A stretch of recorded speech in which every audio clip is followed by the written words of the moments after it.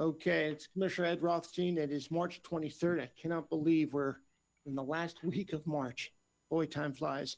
This morning's session, we'll be talking the budget with Mr. Zaleski and his team.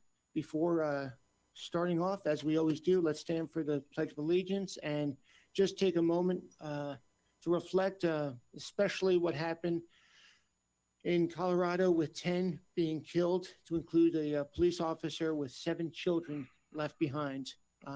Just a horrific act between that and the Atlanta attacks. Two large criminal activities in less than a week like that. We just have to get better. At least that's my thoughts. So with that, let's stand. I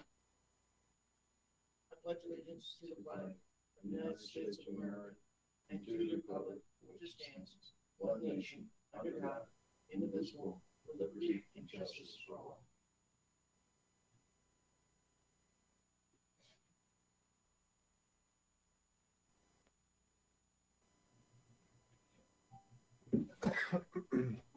Okay, let's give strength and courage to those families that have been left behind. Since I'm saying kind of what's on my mind, just a very quick priority, Carol, just what's on your mind, and then we'll jump right into the budget. Commissioner Weaver? As weather's turning nice, people are outdoors more. I think a lot of people thinking, everything's over with pandemic-wise, and I've seen a lot more interaction, maybe closer interaction than we're there yet. We're not there yet. We need to get, stay the course, wear your mask if you can, keep your distance for now. I think by the end of summer, we're going to see a whole different change, but as the health department's getting people vaccinated, more and more people are, I guess, have some immunity anyway to this. And over the long haul, we're going to get through it. But, the weather's nice.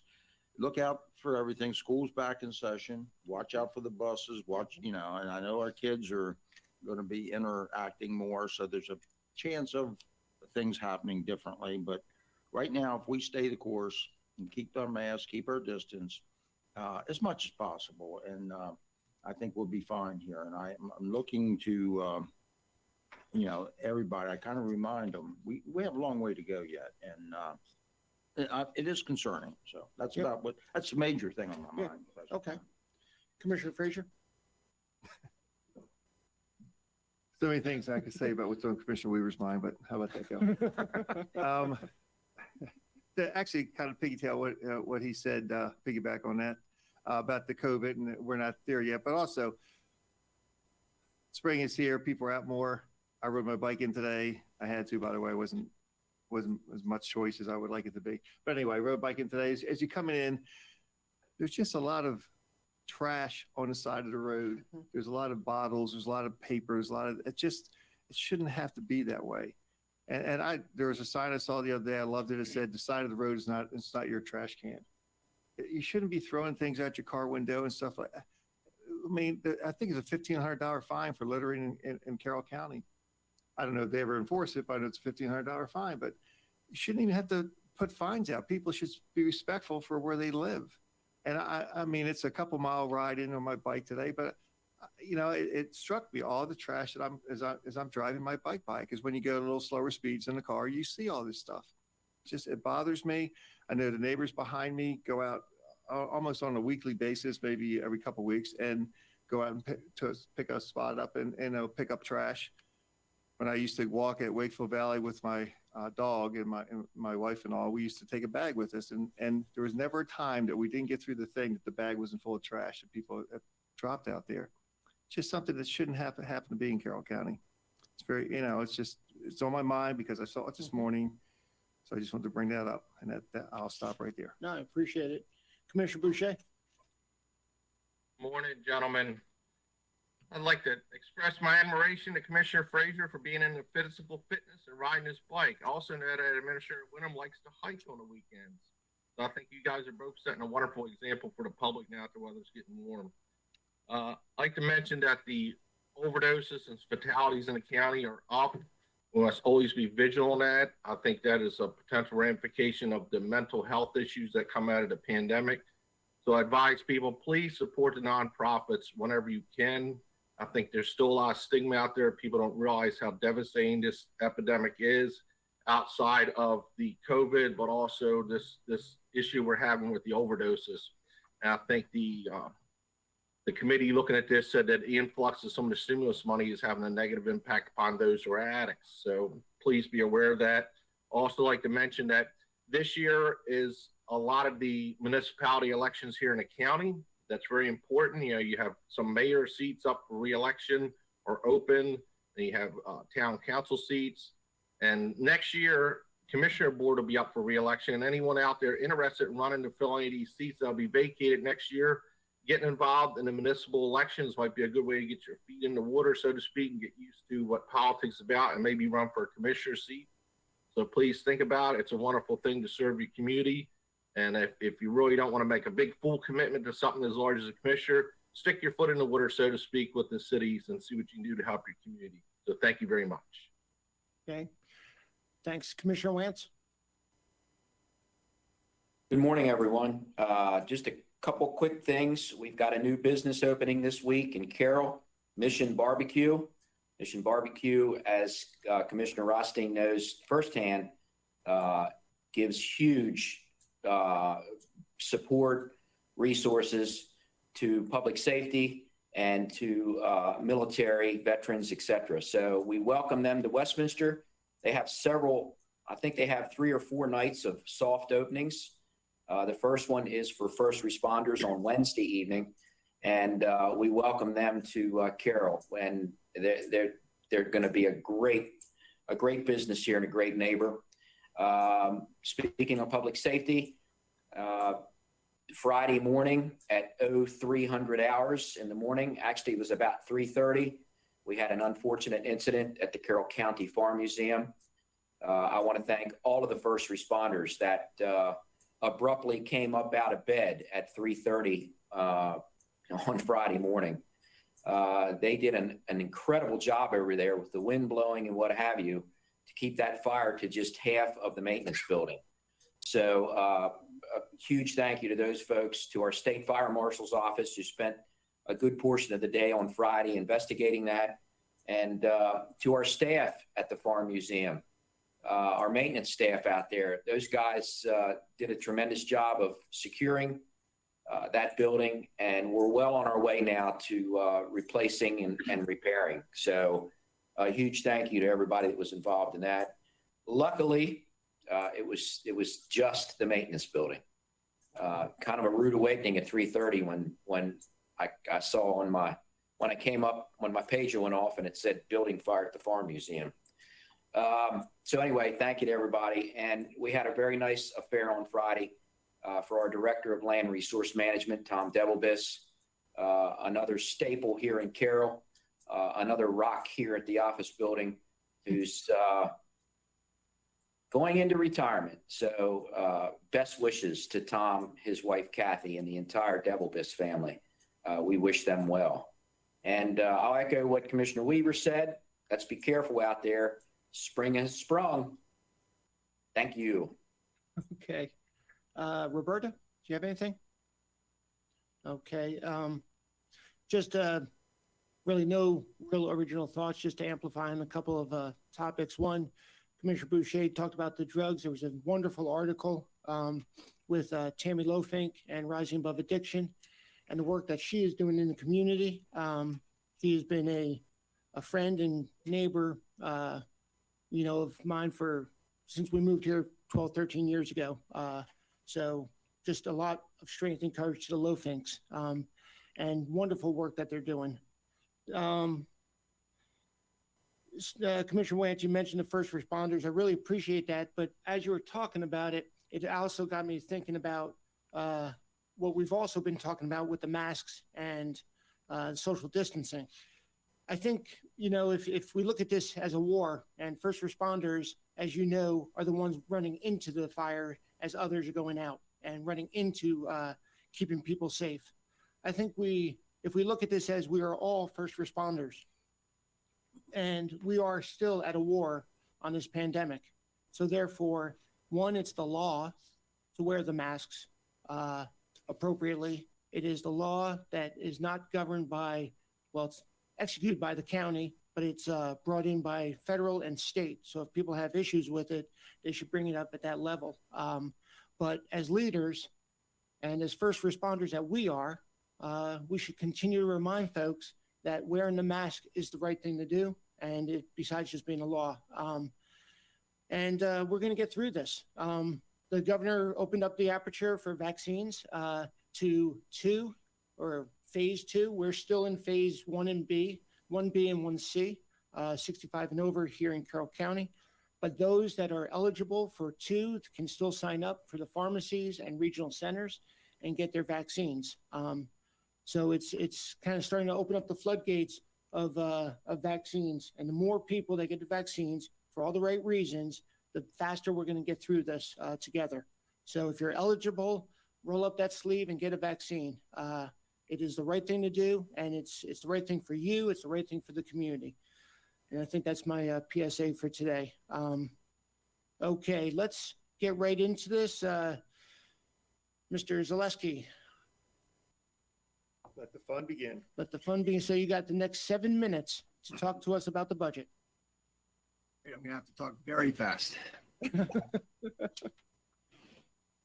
Okay, with us is also Deb Effingham and the budget analysts. If conversations go to a place where we need to bring them in. You know, it's been a interesting year. At this point, the budget process last year, we were just starting to experience the pandemic and trying to figure out what it was going to mean, both, you know, everyday life, but also to our fiscal situation. How do we deal with that? A year later, we know a whole lot more than we did. But I do want to go back to the point Commissioner Weaver made. We still have a long way to go, and that applies to our fiscal thinking as well. There's still a lot we don't know about how this is all going to play out. So we're here today to start talking about the FY22 recommended budget and your 22 through 27 plans. I want to go back for a second to the overview. Commissioner Wance had asked about expectations versus actual proposed state funding for some of our agencies in Carroll County. Carroll County Public Schools got what they expected to get. The community college got almost $500,000 more than they expected to get. The library got about $5,000 less than they expected, and the health department got what they expected. And we talked very briefly about recovery support services and the number of beds down there. And looking back, I did a bad job of talking about this. I just wanted to revisit this. There are really 2 things in the mix that we need to think about here. One is the number of the triage beds, which we started out budgeting 10, and I said we're now budgeting for 6. That is not a result of activity. That's at the time we budgeted this, we were making a transition to a vendor, and this didn't become clear until later. They never had the room to do 10 beds. They have the room to do 6. So that's why that changed. But then there was another question about how much use of the facility is happening, how many beds are being used. And that is where I said we're not seeing very much use. And Commissioner Frazier asked, is that about COVID? And Great we've question. seen, pardon me? No, keep going. I said that was a great question, but go ahead. You were rudely interrupted. Just keep going. Yes, it was probably in my top 10 list of questions ever asked.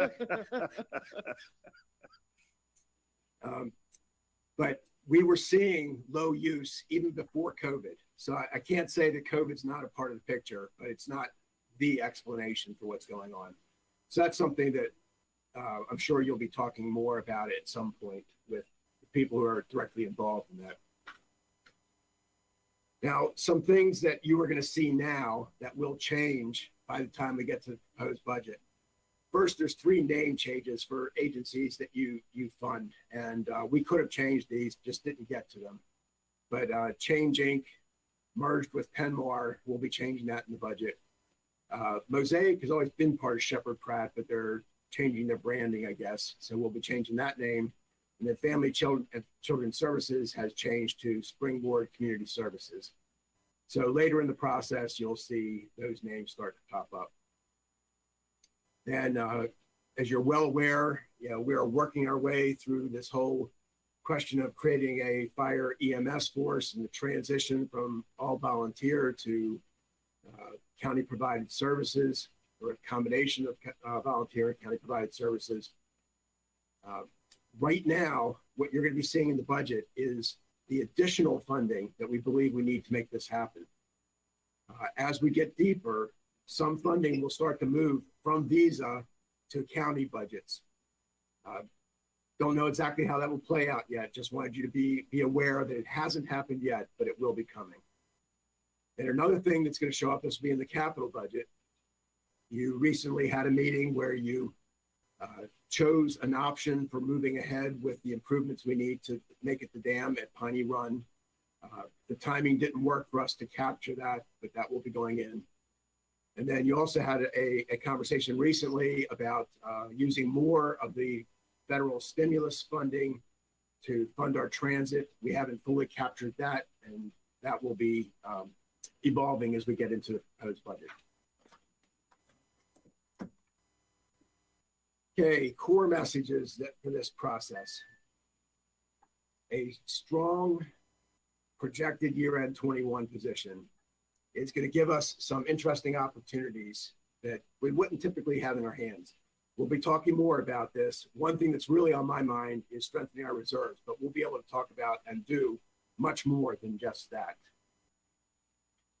Uncertainty about ongoing revenue growth and the impact of the state budget remain. We'll be talking a little bit more about this, but I mentioned we don't know yet how this whole COVID thing and the impact on us is going to play out. That's still got to be in our thinking, that we don't know what's going to happen.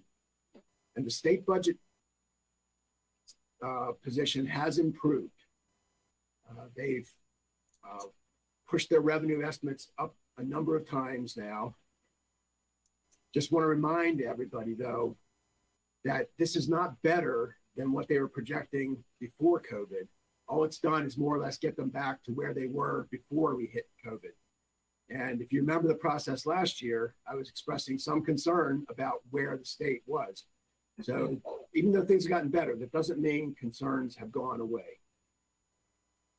And we are fiscally overcommitted. Right now, the revenue we believe that will come in over the next handful of years will not be enough to cover the cost of the expenditures that we've committed to. Now, ideally, we would end this process adopting a balanced plan. We would have enough revenue to cover all of our expected expenditures. It's probably going to be difficult to do with where we are now, and I'm not looking to even ask you to do that. What I am asking, though, is when we get to the end of the process, that we keep this in front of us. We look at what this unbalanced plan means and continue thinking about how do we work toward getting back to a balanced position.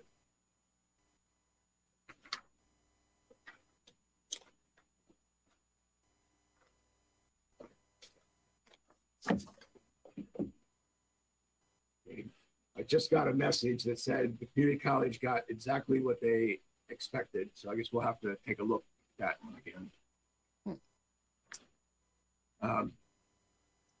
Fiscal year 21, the year we're in, what are we looking at the end? And we talked to you not too long ago about this, but just revisit this to set up the rest of this conversation. We're expecting right now about $20 million of revenue in excess of budget. This is being driven by income tax and by recordation. Now with income tax, just a reminder, we have about half of what we expect for the year in. That means we have about a half we're still waiting to see, and we won't see any of that until after you've made all your decisions. So things could still go in unexpected directions. The reserve for contingency, pending something unusual happening in these last few months, is intact. That would add about $4.5 million to your year-end position. And other unexpended budget about $6.5 million. Add all those up, and we expect right now to end the year with about $30 million of money that will be available for uses in the future. Now, in your plan, you already have built in an intent to use 4 million of that. So we'd have about 26.5 that would end up as unassigned fund balance. We're already sitting on $30.5 million. Remember back to the last process, we made conscious decisions to not make use of money that we might have to give ourselves more flexibility. That's why this money is sitting here right now. So add those two together, and we have almost $57 million that we're projecting to be available. This is that unusual opportunity that I'm talking about. This is going to lead, I think, to some interesting conversations. Let's talk a little bit about revenue. We talked at some length about this a couple weeks ago. I'm not going through all that again, but just basically reminding you kind of where we are now. Okay, on the screen in front of you right now is the current adopted plan. These are the revenue projections in place as of last May. Things have changed. This chart tries to capture the biggest of those changes. Property tax, you see, is down in the first couple of years, but then actually improves your position in the next three. It's up mostly because the last reassessment came in higher than we had built into the plan. The reason it's down in the first couple of years is because we're also expecting to lose revenue from your business personal property tax. And that's a consequence of COVID and the impact that it's had on businesses. So in the first 2 years, that's a net negative. But in the last three, the impact of the assessment becomes larger than the negative impact to personal property. Income tax, you see, is improving your position in every year. Now, this is largely about recognizing the impact of what we've been talking about for several years. Back when the federal tax law changed, we were talking about windfall to local governments because of how the impacts rippled down to state and local government. And we went a couple of years saying we're expecting it, but we don't see it. We don't see it coming. Now we believe we have seen it. Some of this is already built in. This is another step up, building this into our plans. Then the rest of this is about smaller revenues, but in combination, big enough to make a difference. And then down at the bottom, you see the net impact of all these changes. In fiscal year 22, we actually have a little bit less than we expected to have when we adopted the plan. In every other year, your position is a little bit better. Oh, yeah, and these are far from certain numbers. And there are things that could still change this, both in good ways and in bad ways. Not going to try and go through all those, but hit on a couple of the big ones. It's possible that future reassessments will be bigger than what we've built into the plan. I'm not building more into the plan because I don't think there are strong reasons for expecting it, but it could happen. New construction could exceed our expectations. It could be that we haven't yet fully captured the impact of those tax changes on income tax growth. And it could be that recordation will continue on the current pace. You know, we've talked about the unexpectedly hot housing market and what that's done to recordation. We're saying this isn't going to continue, but maybe we're wrong. On the other side, things that could make this picture worse. On property tax, I have concerns about commercial real estate.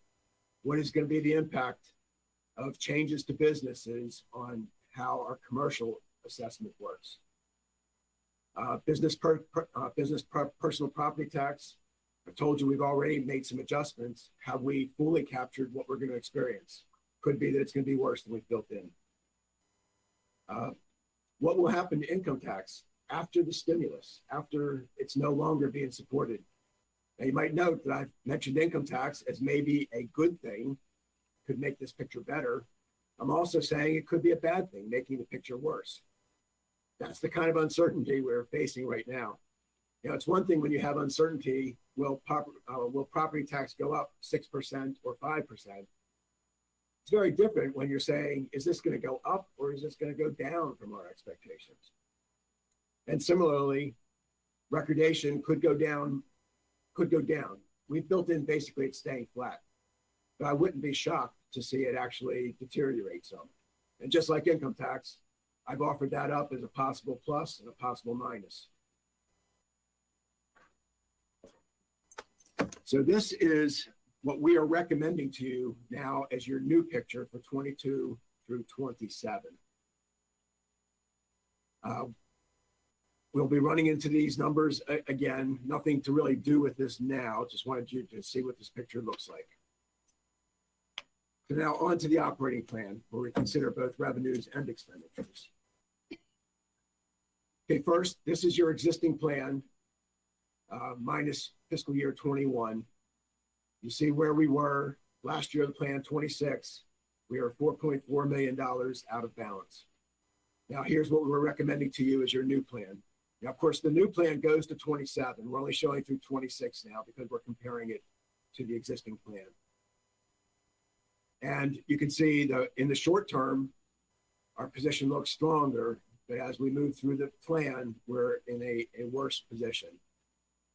And again, we're in the negative in the last years, and eventually we will get to the full 22 through 27 plan. But fiscal year 27 is a minus 10 point some million dollars. Okay, now the picture did get worse, but I want to point out that a lot of things worked in our favor, and it could have been worse than what we just showed you.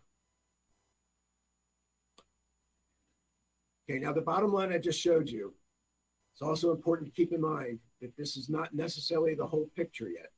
You know, one of the hard things about, you know, working through this is we rarely have all the information we want when we want it. And that maybe is even more true right now than it typically would be. So this is the bottom line before we have full understanding of the costs of fire and EMS. We know a whole lot more than we did a year ago, but we are clearly still working our way through this. We don't know that we've captured this fully yet. Kerwin, or Blueprint to Maryland's Future. There's a bill out there that was meant to settle some of the uncertainty about what does this mean after a veto and after a year of delay.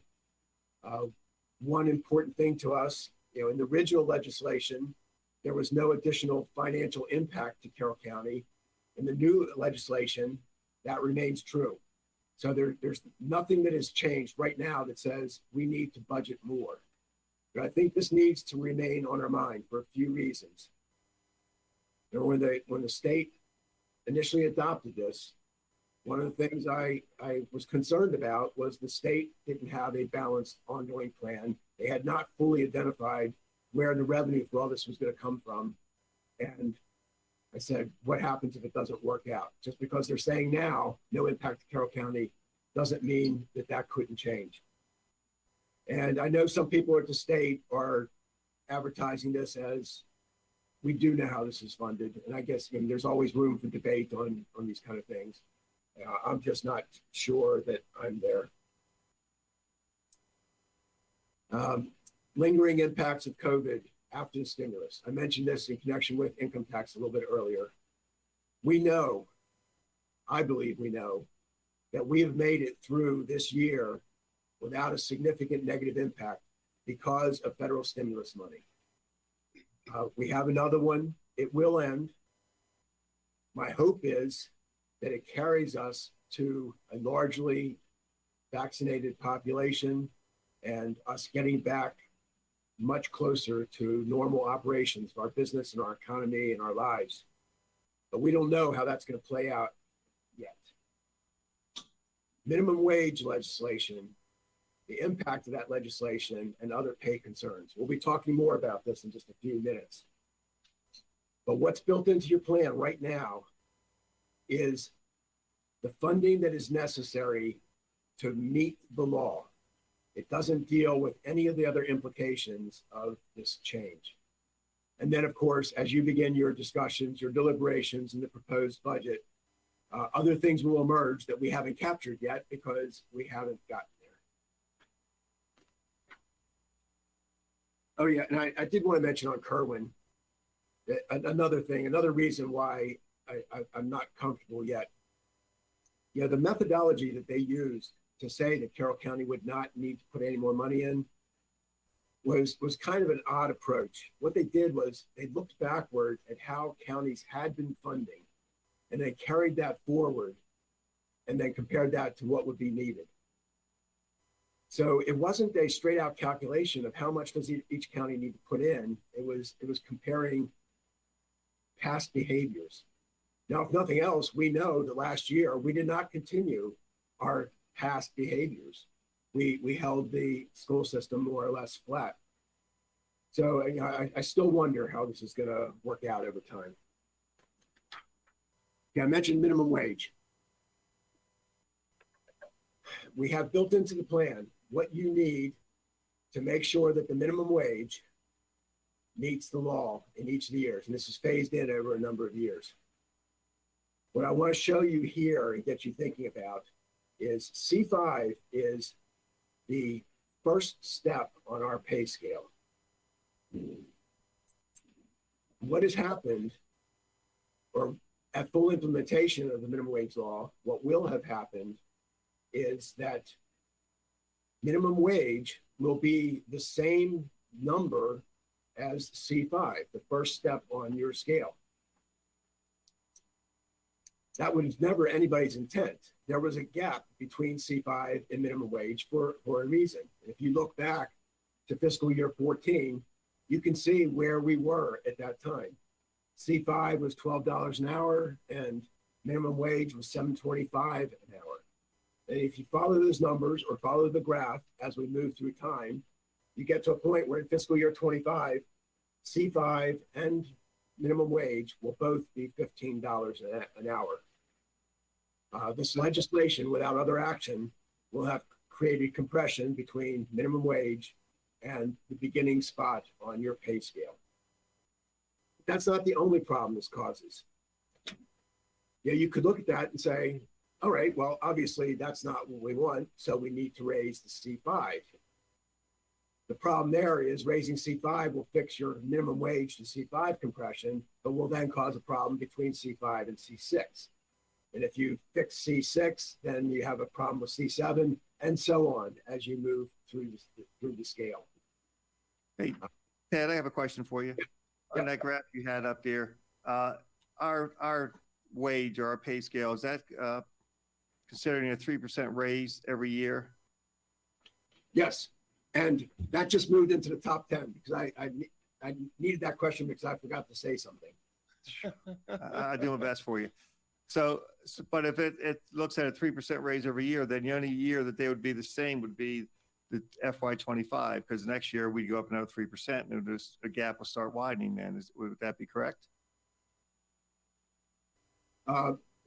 If you leave minimum wage untouched, so yes, that would be true. At that point, you would start to see some opening again.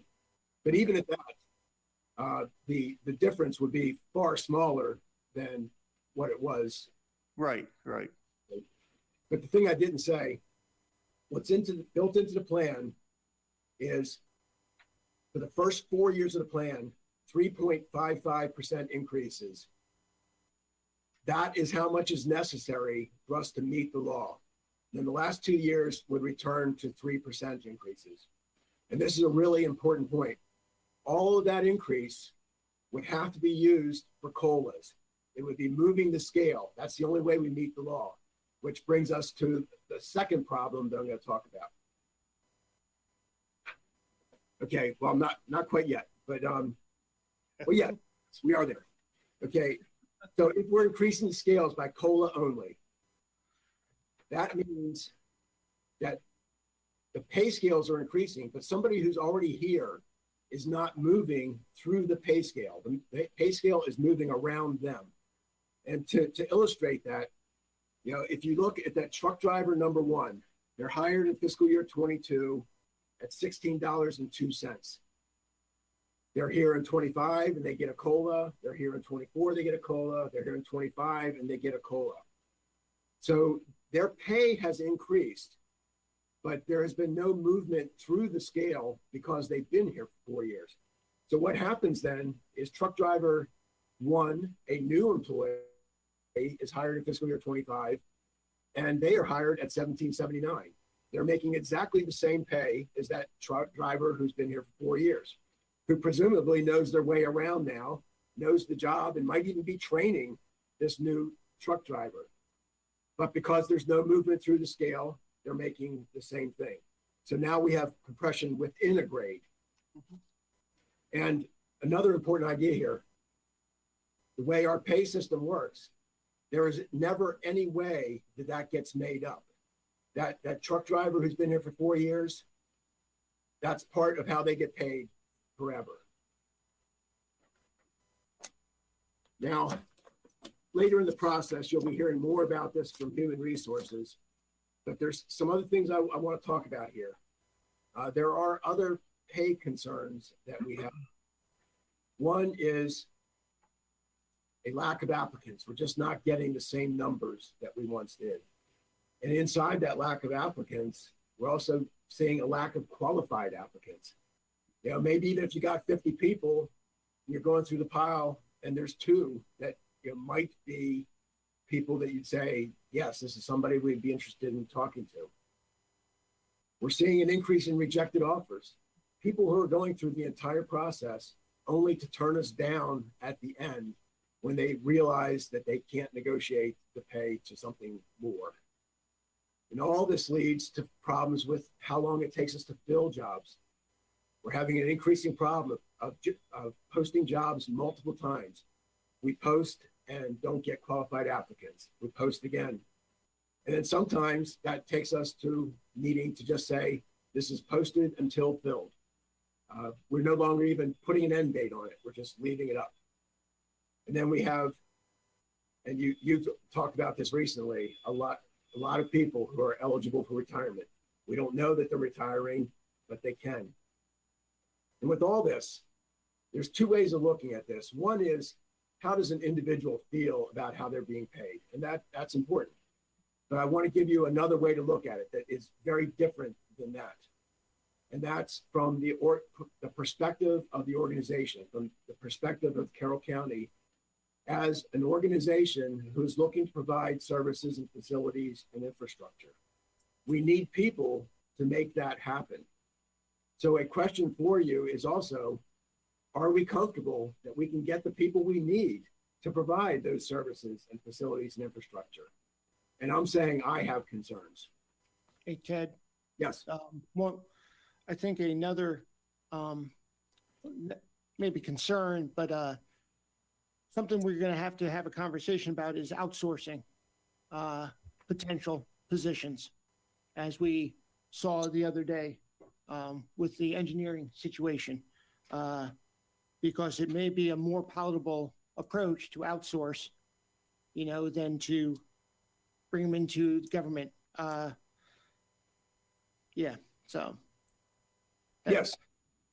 Yeah, I mean, to me, it's it's recruit, train, and retain, and for our core competencies, recruit, train, retain. If we do not do that, another method could be outsourcing the expertise for the folks, just like we outsource other things, and we're gonna have those conversations as well, like fleet management and stuff like that. So. Yep. Agreed. And in fact, we already do a lot of outsourcing. We've had some new moves to outsourcing. Sometimes we've been forced into it. It wasn't really a choice. And as we take this up, one of the things we have to talk about is, are we doing this because we don't believe we have any other options? Or are we doing it because we believe fiscally it works out better for us? And that might be true sometimes, not going to be true all the time. But absolutely, that will have to be part of the conversation. Okay. So now we want to. Ted, Yes. go back to that. Going back to that last slide real quick, and in reference to the retirement thing, I think all of us have expressed our concerns with that. I know a lot of corporations, companies, counties, jurisdictions, et cetera, have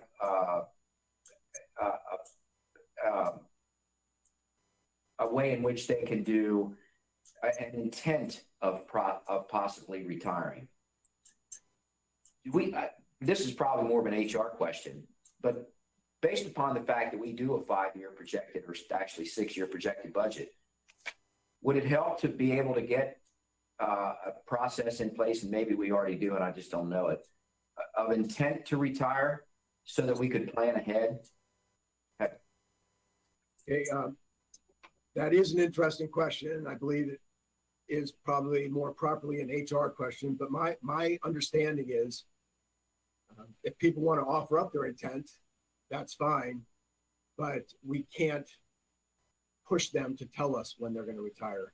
You know, Okay. another way to look at that is not necessarily the intent, but the eligibility to retire. And you look at the workforce's eligibility to retire, and then look at, past history of how many folks, without looking at the individuals, have retired from that eligibility. Like for, the military, it's 20 years. And Steve, I don't know what the fire department is, but, there's a certain way to look at it from eligibility to retirement as opposed to just intent. Yeah. So Yeah, that's, I don't yeah, know. that's kind of where I was going. Maybe that would help us. Yeah. Because look, we all again have expressed concerns over this, and the anticipation here is that we've got a lot of folks that are there, and a lot of folks that in the next 6, 7, 8, 9, 10 months, 11, in the next year, may indeed go. And if we had an idea, maybe it would help us. I don't know. It's just maybe it's better to say, you're right, eligibility or something. There would be no strings attached whatsoever, but it would give us a better idea as to what's going on. So just thoughts on that. That's a concern here. I think we're gonna see an uptick in losing some really seasoned people. We already have. And I think that's gonna go up.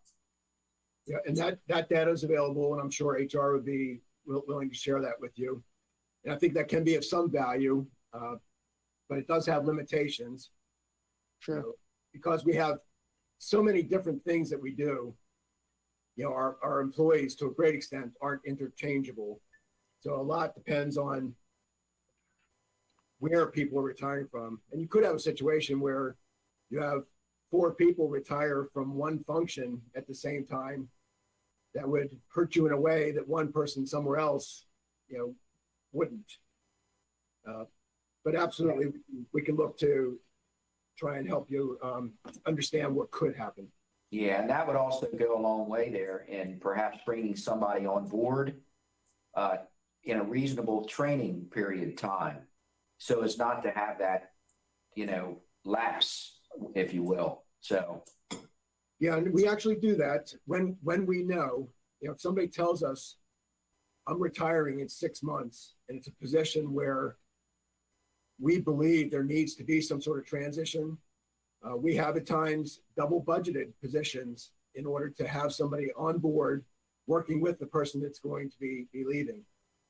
But we don't always have that heads up. So I want to go through now, what are some of the important things that have changed from your current adopted plan to this one that we're recommending to you? Medical costs. We continue to have good experience. This has been a plus for you for a number of years now. This isn't going to go on forever. We've gone through periods where we were chasing medical costs, but right now this is really helping. So we were again able to reduce our planned growth rates throughout the plan. So that helped your bottom line all the way across. Just want to make sure that you understand, though, that we're not going crazy here. We continue to build higher and higher assumed rates as we go deeper into the plan, understanding that the further out we are, the more chance there is that we're going to see a change in how these costs are growing. We don't want to commit funding to ongoing costs only to find out that it's not going to be there. Then there's another thing going on. the way we fund this, every year, your budget puts money into what we call the internal service fund for paying these costs. And because things have been going well, the internal service fund has been growing over time, and it's larger than it needs to be. So what we also did in here is we reduced what's going to go into that by $1 million, by $1 million a year in order to reduce the size of that internal service fund. And then you see right at the bottom, it says beyond fiscal year 27, a total of $2.9 million. Then we slowed that down. We're still reducing the size of it, but slowly going through fiscal year 35. The reason we do that is so that we don't run into a cliff in fiscal year 28, where we reduce that by $1 million a year, but then all of a sudden everything changes. So we believe we've done this in a way that doesn't create a negative impact to you, but also allows us to reduce that fund and get that money back into use.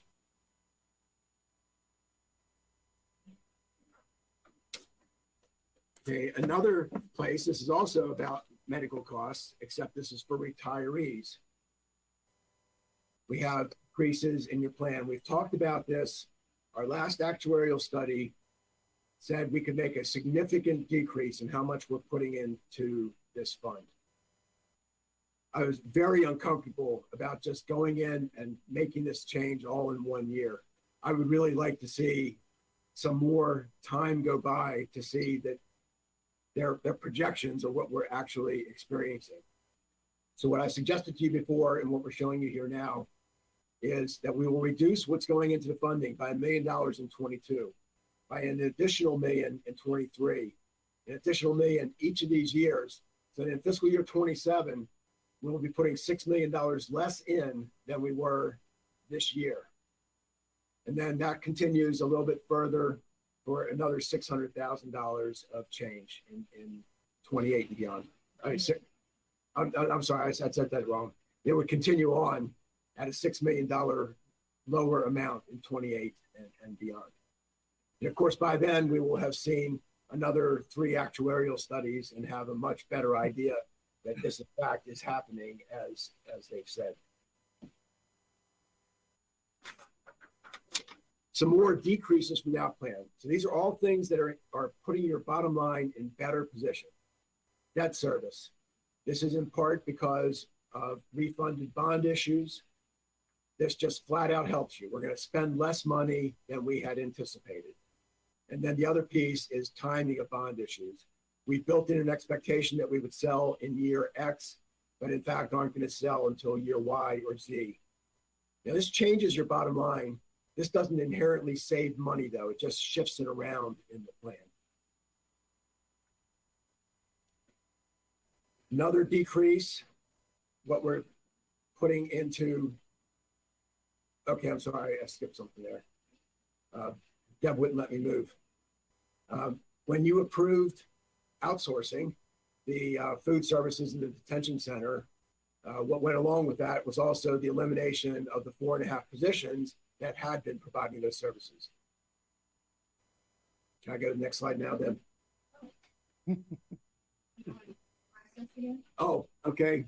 Wrong again. Sorry, go back. Okay, RSS. Already mentioned this to you, but included in this is the reduction of 10 beds to 6 and the cost that would go along with that. Now I can go. Transfer to transit. This is putting general fund dollars into the grant fund for our transit. This is because federal money is replacing, for now, what you would have put in. This is for the next 3 years. So keep in mind, this is not an ongoing change. This doesn't free up this money for ongoing expenditures. And then same thing happening in a much smaller way in transit administration. Oh yeah, and you see fiscal year 22 is bolded. That's because this will change by the time we get to the proposed budget. You had a conversation just recently with Public Works and Grants about devoting more federal money. So we think this number will end up being something like $1.5 million, which means you're spending less of your own tax dollars in that year. There are some positions that have come out of the out plan. One was a position in your office. One was a position in fleet, also connected to an outsourcing decision when you handed over the inventory and parts operation. And then the 4.5 positions that I just mentioned when you outsourced the dining services at the detention center. And then in some moving around a reorganization of sorts and roads, 1 half-time admin position went away. Okay, now heading the other way, things that have increased since your adopted plan. So these are things that are making your bottom line worse. The fire and EMS transition. I mentioned this earlier, but I want to mention it again so we don't lose this. What you're seeing is the net new costs. So these are not the costs of providing these services. Right now, that will be spread both across what we're budgeting in our fire and EMS and what's being budgeted in these EMS budgets that we always have had. And then it's going to evolve over time. And then you can see with the plan that we've talked about, it was pointed out recently that there has not been a formal vote to do this, but there was definitely a shaking heads that this is where you wanted us to be planning. So you can see as we're bringing on the station, how that cost grows to the $10.7 million of new net costs in fiscal year 27. Because this is such a big part of the change and such a big change that we're making, I have several more slides to talk about what's behind what you're looking at in those numbers in fire and EMS. So some of the assumptions that we're making: 192 full-time positions for staffing the stations, 2 full-time positions at the training center. These are currently in the Visa budget, will be coming to our budget. Some of the costs will be offset, but not the full cost. And then we've talked about 6 full-time internal support positions. These are positions in agency reporting to you who we believe will be necessary to support all these new positions. And then in a smaller way, ongoing operating expenditures. And again, we've captured a few of the little things here, but there's still a lot of work going on to figure out exactly how this is going to work, what will continue to be paid for in companies, what we're going to be paying for, who's going to be buying what. A lot happening there. Additional assumptions, cost of buying out the ambulances. You had a conversation with Bob McCoy about this a week or so ago. Some of the initial outfitting for breathing apparatus and fire gear. On the revenue side of this, another thing that's going to be evolving is ambulance billing revenue that currently is going to the companies. Some of that will start to come back to us, and that's part of the calculations of what this is all going to be. And then, as I've mentioned, there will over time be reductions to what you are sending to Visa and instead will be using in your own budgets. This is just a chart to capture that bringing on of positions. You can see the plan as it goes through the years. As we reach the totals in fiscal year 27, or well, fiscal year 26, with this plan would be full implementation. And then that top row is again that net new funding number. So what is the increase? Okay, you got another slide showing the increase at FY 27, 500,000. Well, costs will continue to go up. Even after you have all the personnel in place, Right. you will have natural growth in what it costs to do it. Okay, and that's what that 500,000 is? Yeah, and Deb just said there is something one time in there as well. Okay. Why do we have, I'm sorry, go ahead. We can talk about it sometime. Okay. Why is there 2 new Visa positions? Those are the public safety training center positions. They will be moving to us. All right, all right.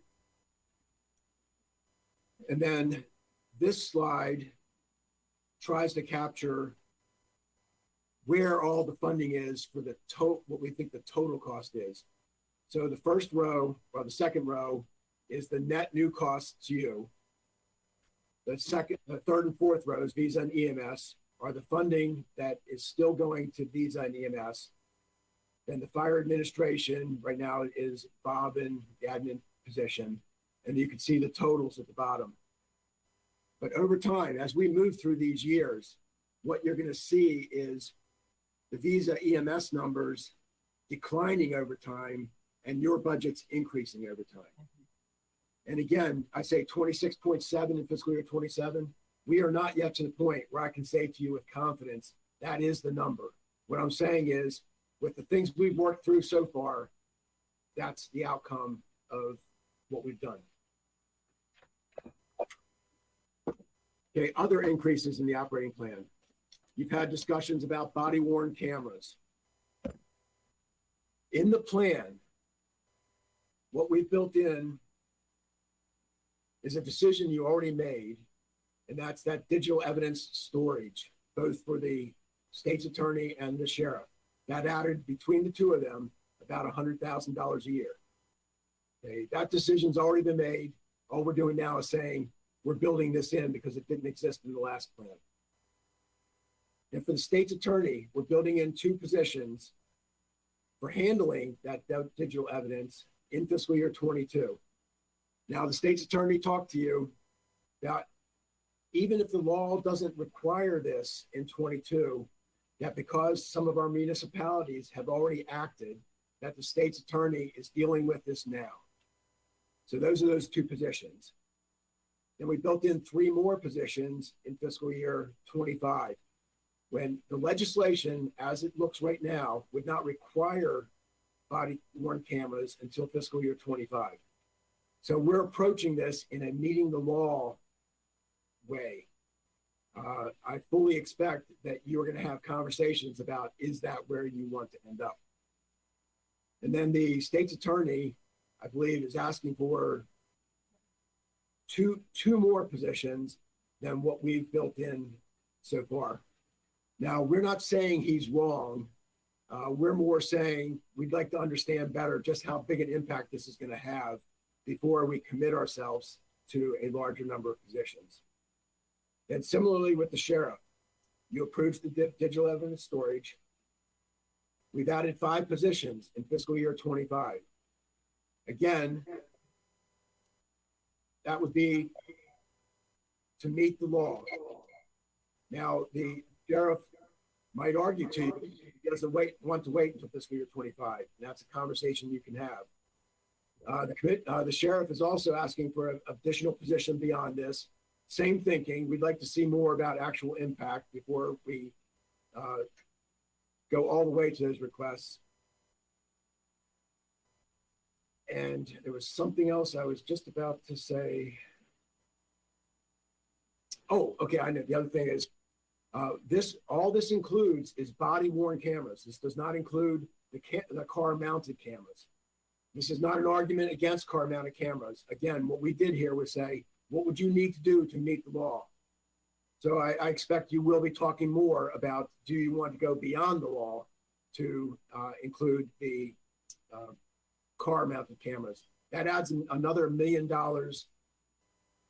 of one-time costs and another $200,000 a year of ongoing costs. Well, after that, continuing.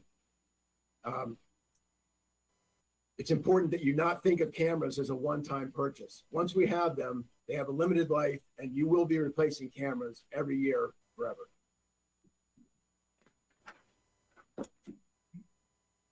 Okay, and here we are capturing the cost of the body-worn cameras over time with the plan that we've set up for you. Okay, other increases to the operating plan. Transfer to capital. This is where you're taking money from your operating budget and sending it to capital as cash funding. We've built into the plan, and this, of course, is something you can talk about and say if you agree or not, but we used some of the one-time funding that's available to you in 22 and 23 to replace the capital funding that you took out of overlays, technology, and county systemics. That's roofs and HVACs, et cetera. Our thinking here is when you reduce that funding, there was absolutely no discussion among you that you didn't think the funding was necessary. The funding came out because you were trying to balance the plan. We looked at this as an opportunity to put you back in the position you were before you had to make that choice. And in fiscal year 24, we have a new cost, $3 million. This is for 911 communications. Motorola kind of unexpectedly told us, well, in fact, they didn't even tell us at first. We found out before they told us that they weren't going to support the microwave network anymore. This is not a choice you can make. It's something we have to do. So we have built this into the plan.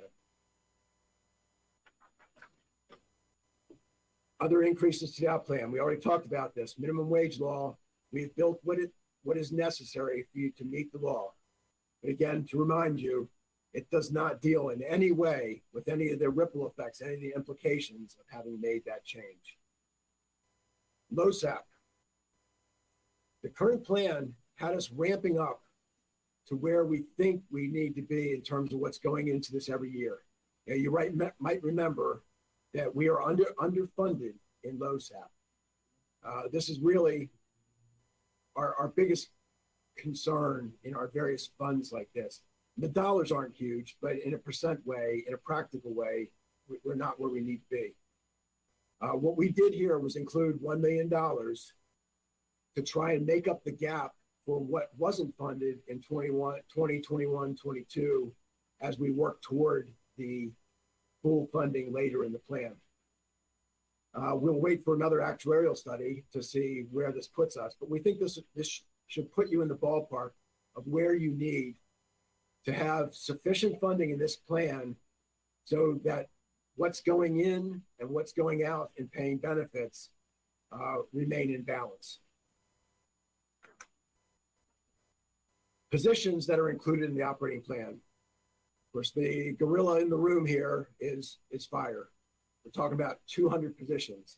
It's hard to overstate how big this is. You know, you have something like 1,000 people on your payroll. People who actually report to you is 600 and some. We're adding 200 positions. This is a huge change for us. The body-worn camera program. There are 10 positions added in the program. And again, a reminder that the state's attorney has asked for 2 more than that, and the sheriff 1 more than that. This has already happened. It wasn't in your plan, so this is a change to the plan, though.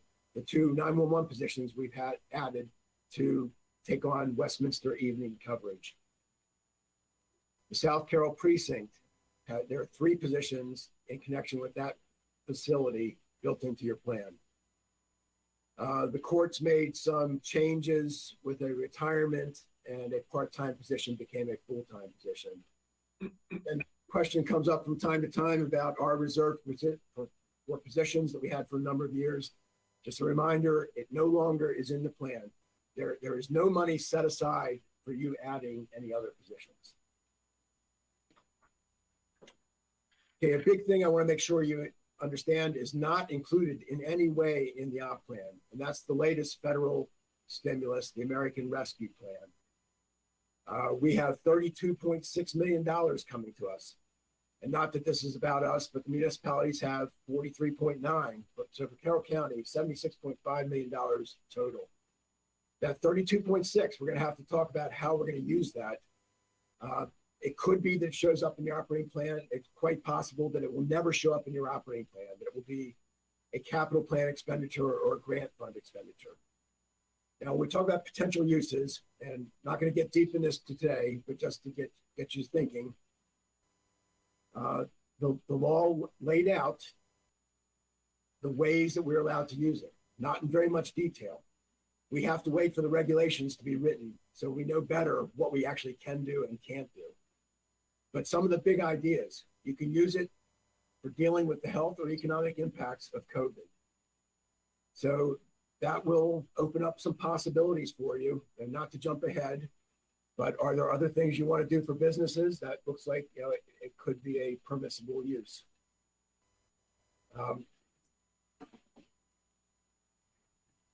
Lost revenue.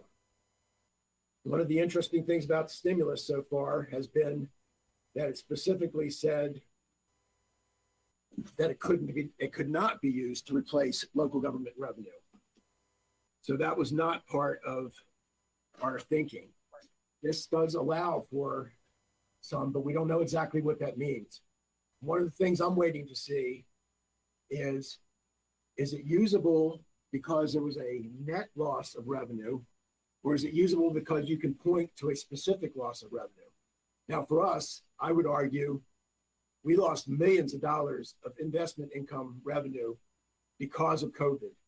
When the Fed reacted to COVID by driving their interest rates down, everything else came down, and we saw revenue fall from millions to nothing. We can also look at lost revenue because of activities that stopped because of COVID, recreation, senior center activities, the wine festival. So how the regs are written is going to drive that. A really interesting one, because this has been a conversation of yours so much, is broadband. It specifically says it can be used for broadband. We need to know more about what they mean when they say that, but there could be some opportunities here for us to try to extend our network further. And water and sewer. This is really interesting to me. There's much that we could make use of money here once we find out what is actually permissible. So I expect this to be a big topic of conversation for you. You know, in addition to that, Ted, is the state funding that we still don't have, again, criteria for as well. That's going to be associated with businesses, restaurants, hotels. So we cannot discount that as we look at the federal funding as well. So Yes, it's an interesting situation. A lot of money flowing and not always as much understanding of what we can do as we'd like. that's correct. What's the timeline on the receipt of the monies included in this American Rescue Plan? You know, I don't know, but Roberta might have the answer.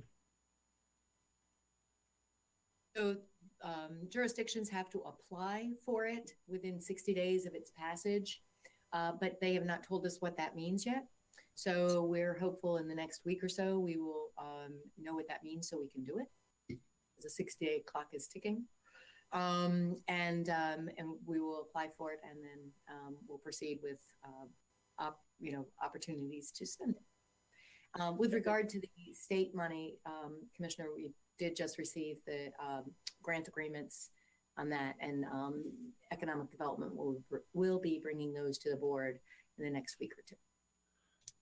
The federal funds also, Roberta, correct me please if I'm wrong, is that we have till FY24, I believe, to spend, as opposed to the CARES Act where we had like 8 months. So Right. It's calendar year 24, so till December 31st, and the federal government did figure out that there are 31 days in December this time. Last time their funding was supposed to end, the spending of the CRF plan was supposed to end on December 30th, and for the first month we had that money, I kept scratching my head and saying, aren't there 31 days in December? What happened to the 31st? But anyway, yeah, so December 31st of 2024. okay, I don't see Commissioner Boucher. Want to take a pause, make sure that we're all in participation of this. So the potential of this ARP funding, see what I did there? I made an acronym.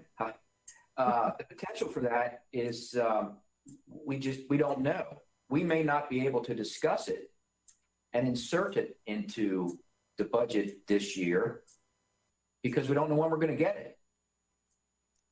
Well, that's true. I'm hoping we get it in a timely way. Everybody, I mean, the whole country is waiting to hear what can we do. Okay. And if the goal, yeah, I think we'd be more likely to get it in capital or use it for capital as opposed to operational, wouldn't we? Because we don't know. well, I don't think we'd do anything with it until we know. Right. But it's certainly possible that this will go to capital uses. I think there'll be a lot of good arguments for that. But right now, none of this is built into our budget. Right now, this is nothing more than a number. Right, Right. right, right. I, Okay, my point is, if we knew when we were gonna get this, we'd be able to not do something with our money, Right. budget that we will be able to do with this ARP money. That was my point, right. which would help us with the discussion in some of these things. Yep. So, That's a great point. Great point. well, listen, well, I'll two go things. out. I'll go out and rent a trencher right now. I'm ready I'm ready to get broadband into my district. That would be lovely. And I'm not even, I'm not even up for reelection and I'm ready to put broadband in up there. So let me know when I can rent the trencher. If you drive in the trencher, I think it'd be cutting some lines as opposed to putting lines in. That's just me. That's a valid point. We should have some idea of, a better idea than the rough outline that we've been provided so far. I would say in the next few weeks. So hopefully before you're adopting your final budget and still, and into your budget deliberations. So hopefully we'll have enough information that the board can decide if they want to use some of this money. Yeah, unfortunately, it's frustrating. And it's frustrating across the state. It's frustrating across the country because we do not have guidelines associated with this yet or direction. Talking to some of the other jurisdictions, they're just waiting like we are to get some of the further guidance. So, And it's unfortunate, but it's part of the process. When they passed the law, they weren't going to figure out all these details. They were passing the law. And we deal with this at the state level too. The General Assembly will pass a law that says these things are going to happen. And then others have to figure out exactly what that means and let us know. But we'll be watching and we'll be on it as soon as we can. okay. Yeah, I talked about an unusual opportunity, unassigned fund balance. We already went through this, just a reminder, we believe we'll end the year with about $57 million available to you. One-time money. And I can't say that too often. Already hearing lots of suggestions on what to do with this money that assume that you're going to take on ongoing expenditures. You can't take on ongoing expenditures with this money. We have it today. Once we spend it, it's gone. Now, of that 57, we just talked through some of this. The 8.2 of that is already built into the recommendation. The $4 million that we assume every year is that we carry to another year. And then the other is where we restored the funding to the overlay, IT, and facilities capital projects.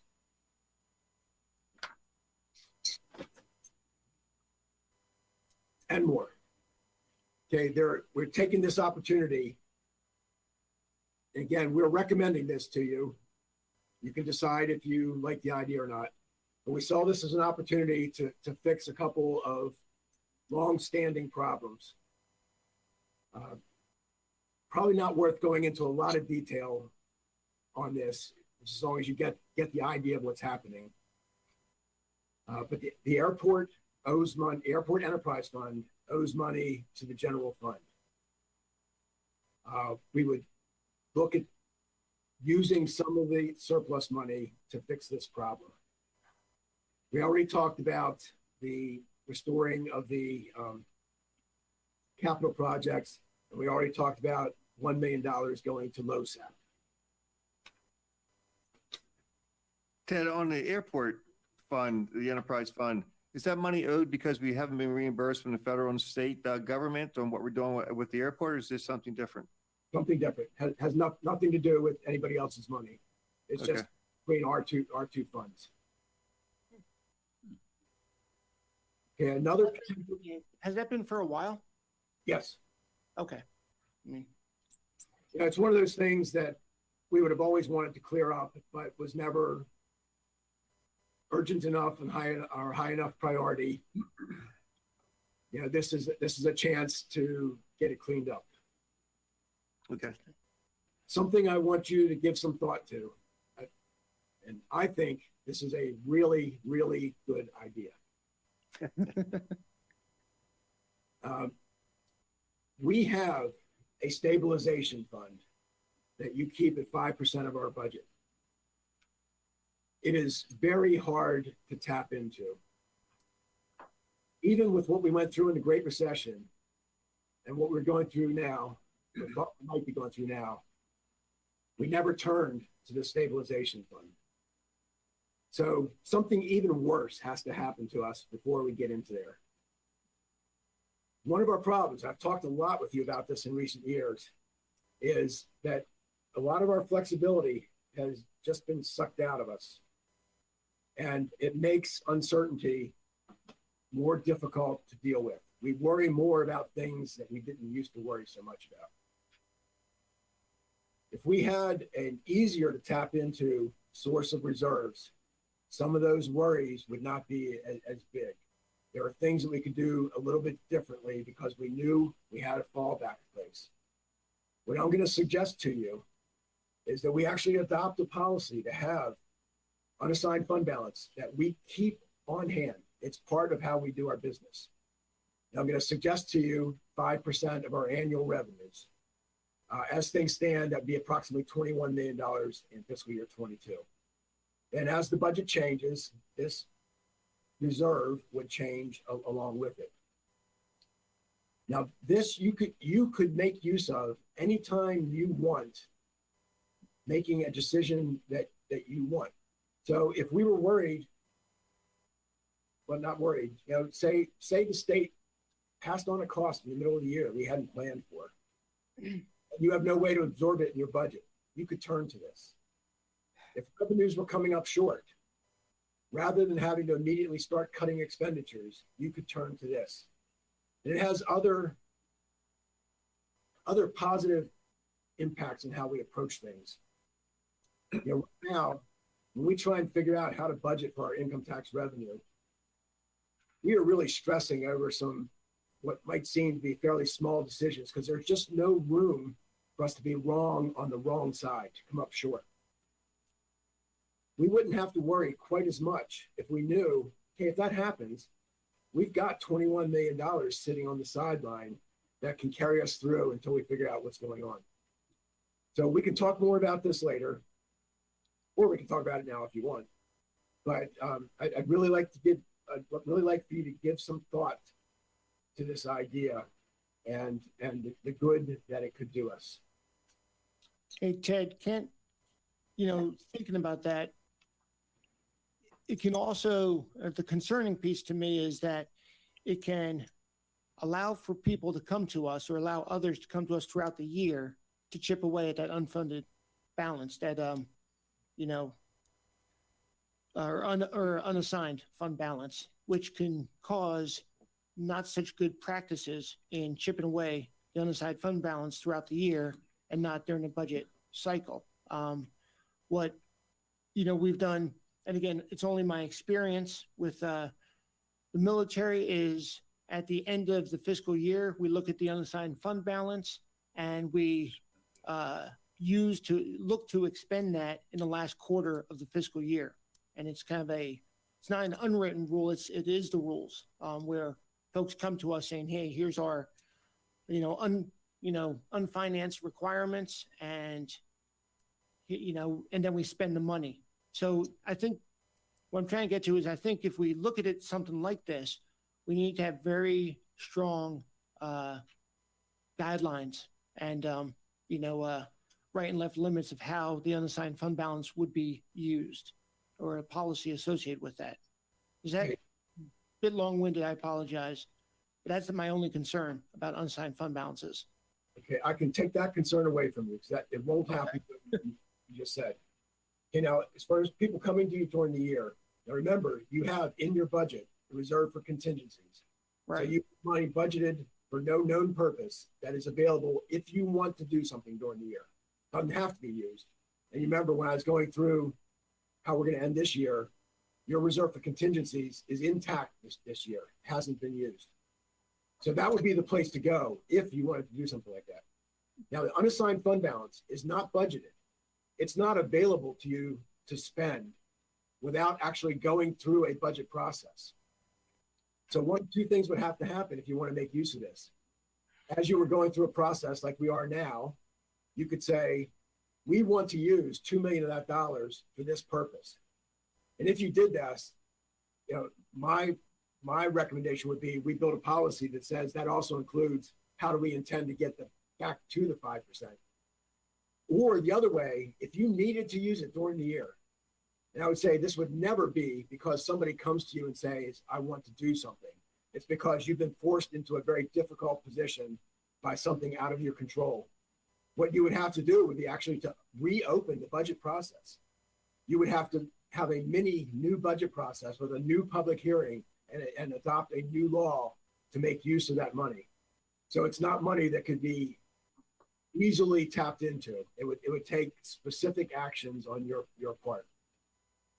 Well, that's a good thing in a way, but in 22 right now, is 21 million what is in there, or is this your proposed? This doesn't exist right now. So of that $57 million we talked about, what I'm suggesting to you is that in the 22 budget or the budget process, because it wouldn't go in your budget, you would set up this reserve, and I'm suggesting that you would put $21 million in it. Then that $21 million would still be there in fiscal year 23 and fiscal year 24 and so on until you got to a situation where you needed to tap into it. Now, for example, Yeah, basically we'd have two reserve. We'd have the reserve 5% and a unassigned fund balance of 5%, you know, in two different pockets of money. One for reserve contingency and one for, I mean, do we need 10% to hold back from our budget every year, or look at it holding back, as opposed to using a lot of money for some of these capital projects that we can finally finish, or, you know, things like that, or move things from the enterprise fund. And we have some big decisions coming up. I don't know if it's the smartest to hold back 10%. But I mean, that if we have the conversation now, that's great. If, you know, later, however we want to go with this, but that's my only, well, that's a big concern of mine. So That's keep a in mind, discussion. even if you do this, there's still going to be another $30 million or so that you can make some of those decisions this year. And you talked about two pockets. Just keep in mind, one pocket, the stabilization fund, is pretty close to sewn shut. right. You have to work to get into it. This is a pocket that you would be able to stick your hand in and say, okay, let's make use of this. With the process, it won't be easily used. And I want to give you an example of why I think this could be so important to you, beyond what I just said earlier. If things had gone differently this year, if there had been no federal stimulus, we almost certainly would have ended up with revenue coming in significantly below what we budgeted. I'm not going to say it absolutely would have happened, but I don't know how we would have avoided it. That would have meant, because we had no other option, that you would have had to start cutting expenditures in a significant way in the middle of fiscal year 21. With a reserve like this, it wouldn't force you to do anything, but it would have given you the option to say, no, we want to take more time to figure out how we're going to cut our expenditures. We don't want to just react now. We're going to tap into this to replace those lost revenues so that we can continue the services we already committed to and take the rest of this year to figure out if we need to make ongoing changes. That's the kind of trouble it can keep you out of. So this is certainly up for debate. Out of the gate, I'm not a big fan of this. But a question, would this money just be sitting? It would not be in any type of interest-bearing account? It would just be sitting? Oh, no, it'd be invested. Okay. So this would actually, Because that's, I mean, okay. So it's, okay. I mean, we can debate this all day. Right now, we're just creating another savings account if you're looking at it in layman's terms. And I'd rather spend it. That's Right. just me, but whatever. So Ted, I got a question, just bring up an interesting question. The stabilization fund, number one, how come it's so hard to get to? Did we set that up? And if we did, can we change that so we could dip into that if we needed it? Well, that's what I want to know. It's because of the accounting rules we have to work under. We didn't always have the stabilization fund as it exists today. A number of years ago, to meet a change in accounting regulations, we had to set criteria, and it required difficult criteria. The idea was specifically to make it hard to get to. In my world, I wouldn't have done that, but unfortunately, the Government Accounting Standard Board doesn't really care a whole lot about how I would have set it up. I think a good analogy would be like in personal investment terms. You put your money in your IRA, which has a lot of regulation you can't get to, but then you can have your just straight individual savings account investments for a rainy day. I think that'd be the best way to look at personal terms. Yeah, but the IRA is looked at for future use. This is just another pocket of money that, honestly, I'm looking at like either reducing debt, capital projects, how we can deal with the landfill. I mean, there's a lot of opportunities that we need to look at that's going to cost a lot of money. I'm not against unassigned fund balances. I just don't know if 10% across with the two, pockets of money is the right course. And again, there'll be further discussion on how we want to use it. I don't know. Right now I'm not for it just the way it's lined up. But what you just shared about getting to the stabilization fund, is that a state law or is that county inflicted? There's an organization called the Government Accounting Standards Board. They're the ones who write how we have to do our accounting. And they're the ones who made that change. Okay. It's not a law, but it's the world we live with. Right. Okay. Now, I understand your concerns in this. I just want to make sure that you understand where I am. Oh, yeah. I know all the things that are sitting out there that we could do. And you've heard me talk about my concerns about our ability to renew our infrastructure. And we could use this $57 million. We could totally use it to do some catching up on infrastructure and still, I think, be left with concerns. So when I suggest this, I want you to know this is not a casual thought on my part. I understand the trade-offs, and what I'm saying to you is I believe this is important enough to accept those trade-offs. But we will talk more about this as we get deeper. Yeah, I appreciate it. I don't think anybody ever doubts that anything you do is casually when you're talking about money. So, okay. Okay, so continuing that idea, potential uses as has come up, one-time capital projects. We can increase funding to renew existing infrastructure. And like I just said, this is really big on my mind. There'll be a lot of interest in doing things that aren't already in our plan. I want to make sure we're also thinking about the stuff we've already got that we know we need to take care of. But then there will be new infrastructure projects we can talk about. New roads, road connections. There are some things that I know we're going to be talking about there where we have no needs and no funding. There are things we could talk about on space needs. We have pressures in a couple places. And then technology, we always have pressures there. Are there things we might want to do? And this is not meant to be an exhaustive list. I'm just saying here are some of the things that might end up being talked about. Okay, now to get into the pieces of what's in the budget. My intent is to go through this pretty quickly. I just want you to have seen and heard these numbers. I'm not looking for you to remember all this. I just want to kind of set up where we are so you have some level of comfort with what the starting point is. Carroll County Public Schools. What's in the plan, our recommended budget for 22 is $204.6 million. That's the 3.13% increase that you built into your plan when you smoothed the years a couple years ago, I think. State revenue that's proposed is $144.1 million. $100,000 increase, that was a result of the governor's hold harmless approach. So basically they have flat funding. The Board of Education has proposed a total budget of a little under $375 million, or about 2.3 million, 0.62% increase. So a small increase in their budget.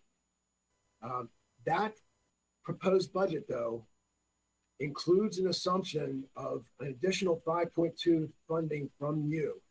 So they would be looking not for $6.2 million, but for $11.4 million.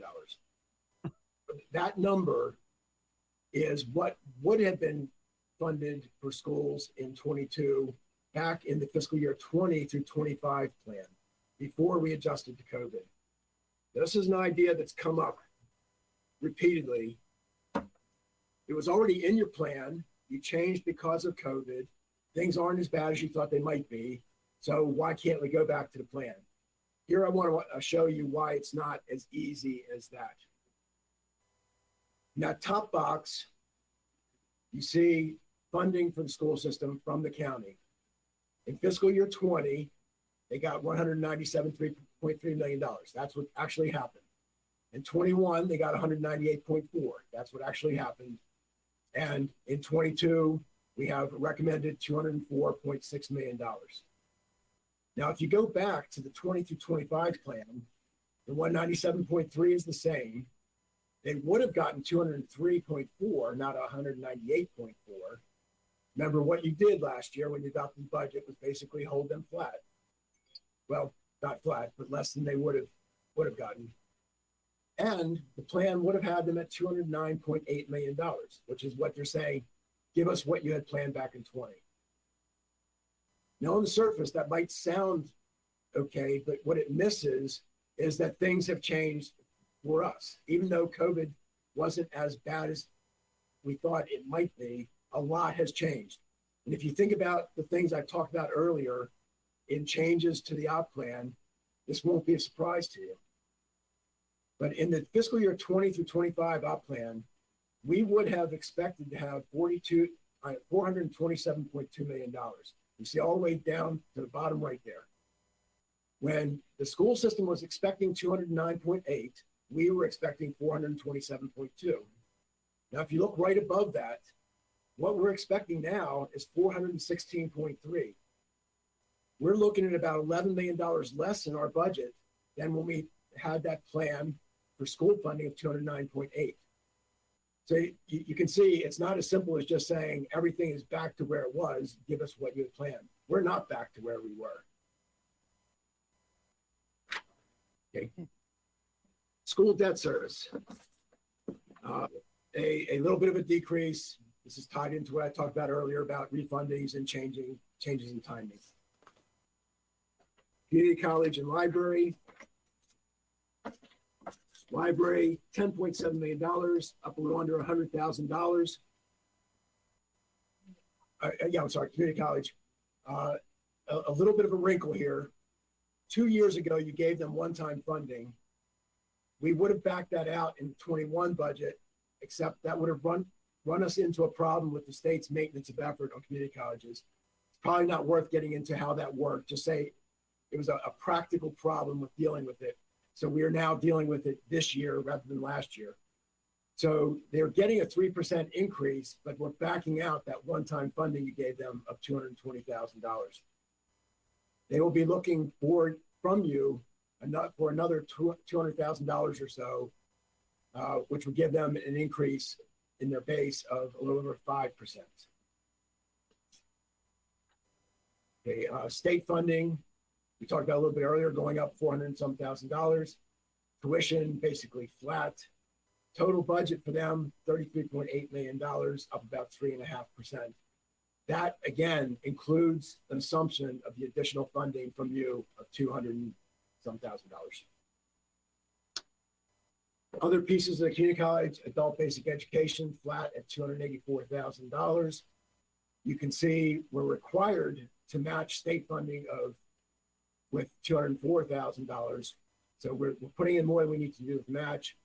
And as we've talked about before, not talking about whether this is a good thing or to do or not, but your only requirement is if you take state funding. You're not actually required to do this. Of course, if you don't fund, the college loses both your funding and the state funding.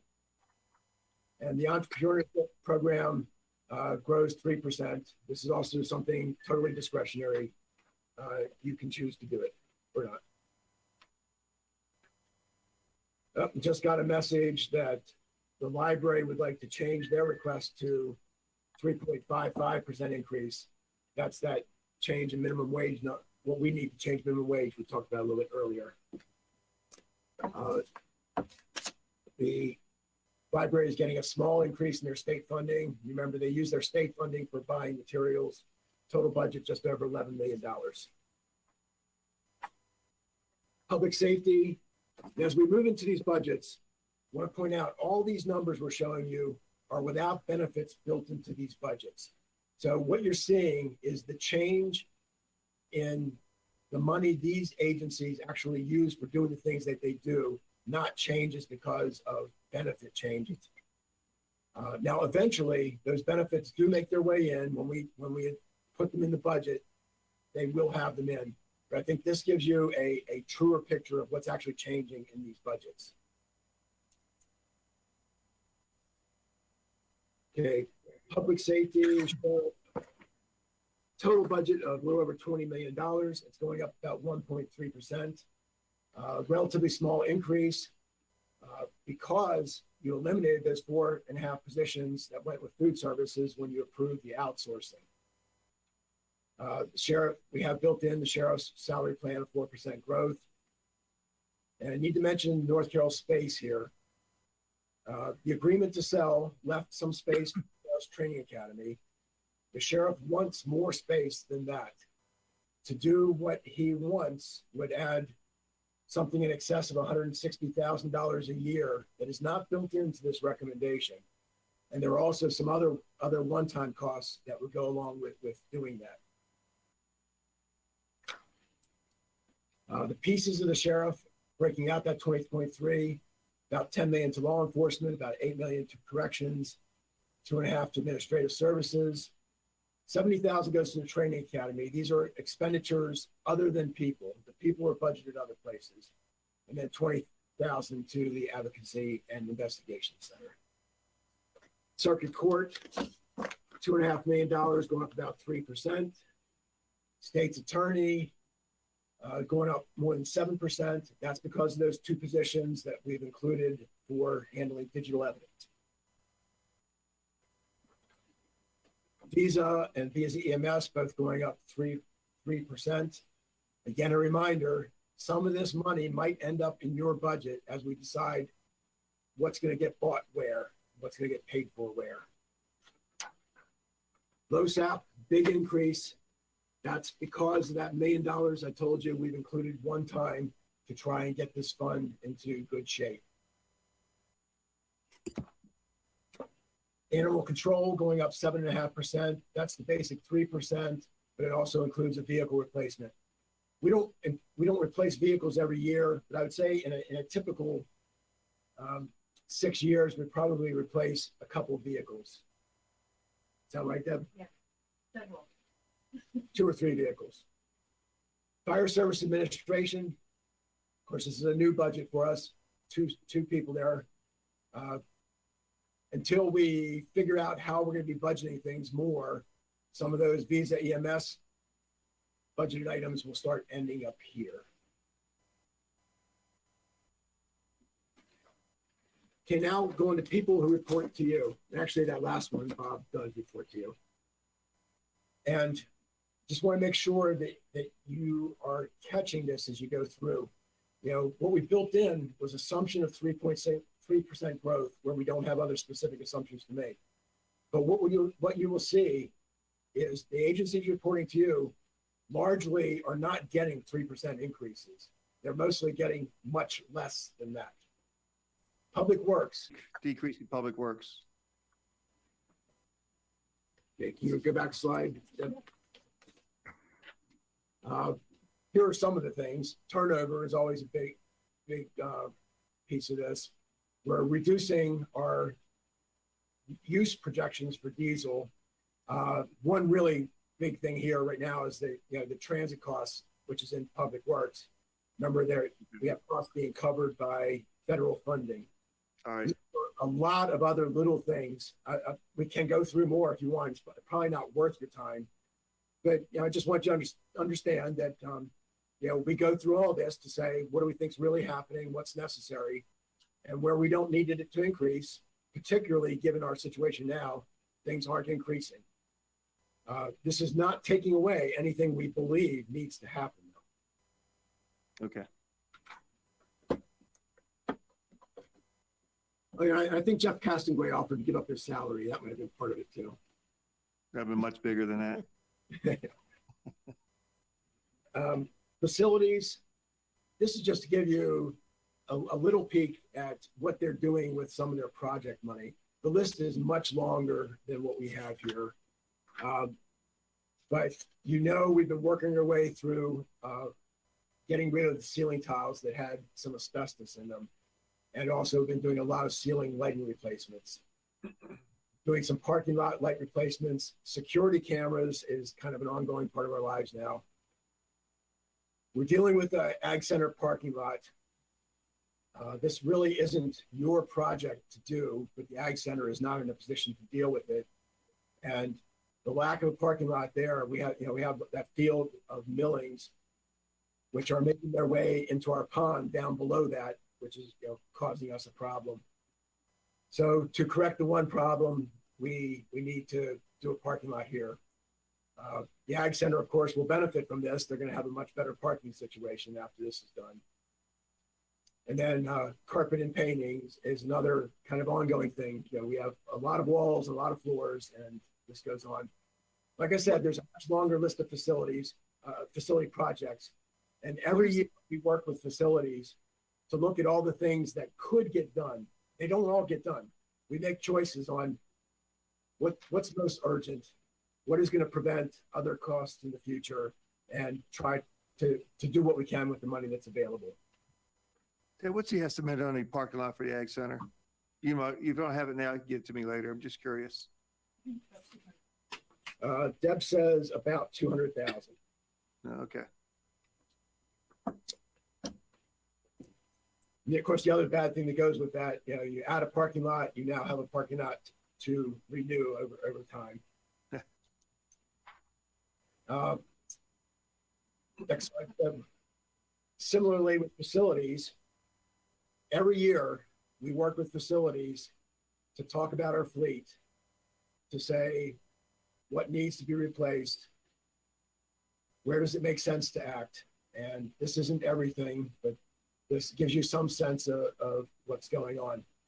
Now, with the sheriff, because we have so many vehicles, we're always replacing a good number of vehicles every year.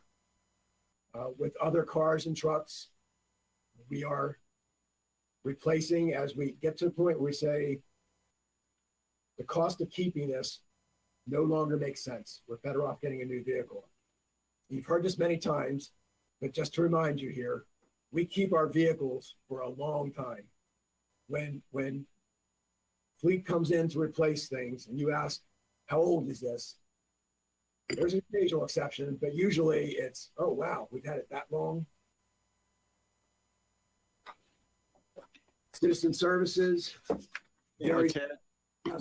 in Public Works, some of those areas would be looks like a good place to maybe look at outsourcing or perhaps rental vehicles rather than owning some of these, especially the high mileage ones. Have we considered all these items? We have, and we're actually working right now on some analysis of a leasing option for our vehicles. I don't believe it's going to take us to a place where it's going to make sense for us fiscally, but we're not done with that yet. That'll be coming to you sometime. But at the highest level, if you think about something, I was just saying, how long we keep our vehicles. Leasing looks a lot more attractive when you change vehicles frequently. Yes. You hold on to your vehicles, it gets harder to make sense. It's like for me, when I buy a car, I probably have it for 12 or 14 years. There's no way leasing would make sense for me. No. But I don't want to jump to a conclusion. Like I said, we're in the middle of working through things, but it's not looking like it's heading us that way. Some of these areas look like outsourcing would be maybe ideal, instead of us owning, some of the big expensive items, no more than we use it because we keep them forever. Maybe just outsource some of those. Just a thought, but I think this would be a time we're going to have to discuss this, and we're going to need the numbers to look at this and make those decisions. Yes, and you're right. I mean, it's not a choice between everything or nothing. There might be specific pieces where it makes sense. And just want to assure you that in the end, we need to make all this work. So if we can find a less expensive way to do it, I'm going to be all for it. My assessment that I gave you was just, I'm not sure we're going to find that it works that way. But we're working on it. Okay, citizen services, a very small increase. Recovery support services is going up 7%.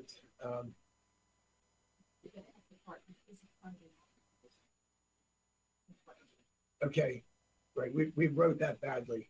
The health department had a grant that covered some of this cost this year and won't in 22. So we're picking back up some costs again. So it's not that the costs are increasing that much. It's just that our portion is. Rec and Parks, a small increase. They are one of the biggest, maybe the biggest impacted area by the minimum wage legislation. Historical Society and Union Mills flat. Those budgets have both been those numbers for a while. Public safety, and this is the Scott Campbell public safety part of your budget. This is going up about 6%. Part of that is the 2 positions you added this year to give Westminster coverage. Part of it is year 3 of a Motorola agreement. The agreement we had in place had 2 years at a lower number and the 3rd year at a higher number. The next agreement is going to be set up a little bit differently. And then the other is picking up a cost in connection with running 911 center, which actually will double next year because we're only doing it for about a half year this year. We do have some hopes, though, that the 911 board is going to cover this cost, and maybe this will actually improve your bottom line, but we don't know that yet. Technology services, small increase. Few things that are changing, nothing big, but stuff you've heard about because they've come to you. The digital evidence question, Meraki, this is our wireless network. Some things that have been happening with trying to move to electronic signatures. And we've had to take on some costs in connection with virtual meetings as we've dealt with COVID. Human resources, $30 million. Most of that is the benefits that I was saying earlier aren't in all the other budgets, but eventually will be. This is not really about human resources. It's just a holding place until we get those costs distributed. The administration budget is actually going down a little bit, and personnel services, a small increase. Okay, now the benefits portion of that $28.9 million, that's going up over $500,000, but less than 2%. The employee contribution to this, depending on what plan they're in, is 8 to 11%. And I talked earlier about decreasing our funding to OPEB. That's hitting this. It's part of the reason why it's not increasing as much as it might have. Ted, these increases in these areas, are they not reflecting what we're anticipating personnel wise as we begin to hire a bunch of fire and EMS folks? All those people were in those budget numbers I showed you earlier. Okay. So yes, For the internal positions. well, if I'm understanding you right, and when we have in 22, we have the people associated with the first two companies. And then in No, 20, no, I'm talking about internal positions. Oh. As we ramp up those personnel, we're going to need additional people in HR, maybe payroll, maybe your department, with risk management, et cetera. Is that reflected in these numbers? yes, right now we have 6 positions built in 22. 3 Okay, in HR, 1 in budget, 1 in risk, and 1 in accounting. okay, Now, there could be more conversation about that, but right now those 6 are in the numbers. okay.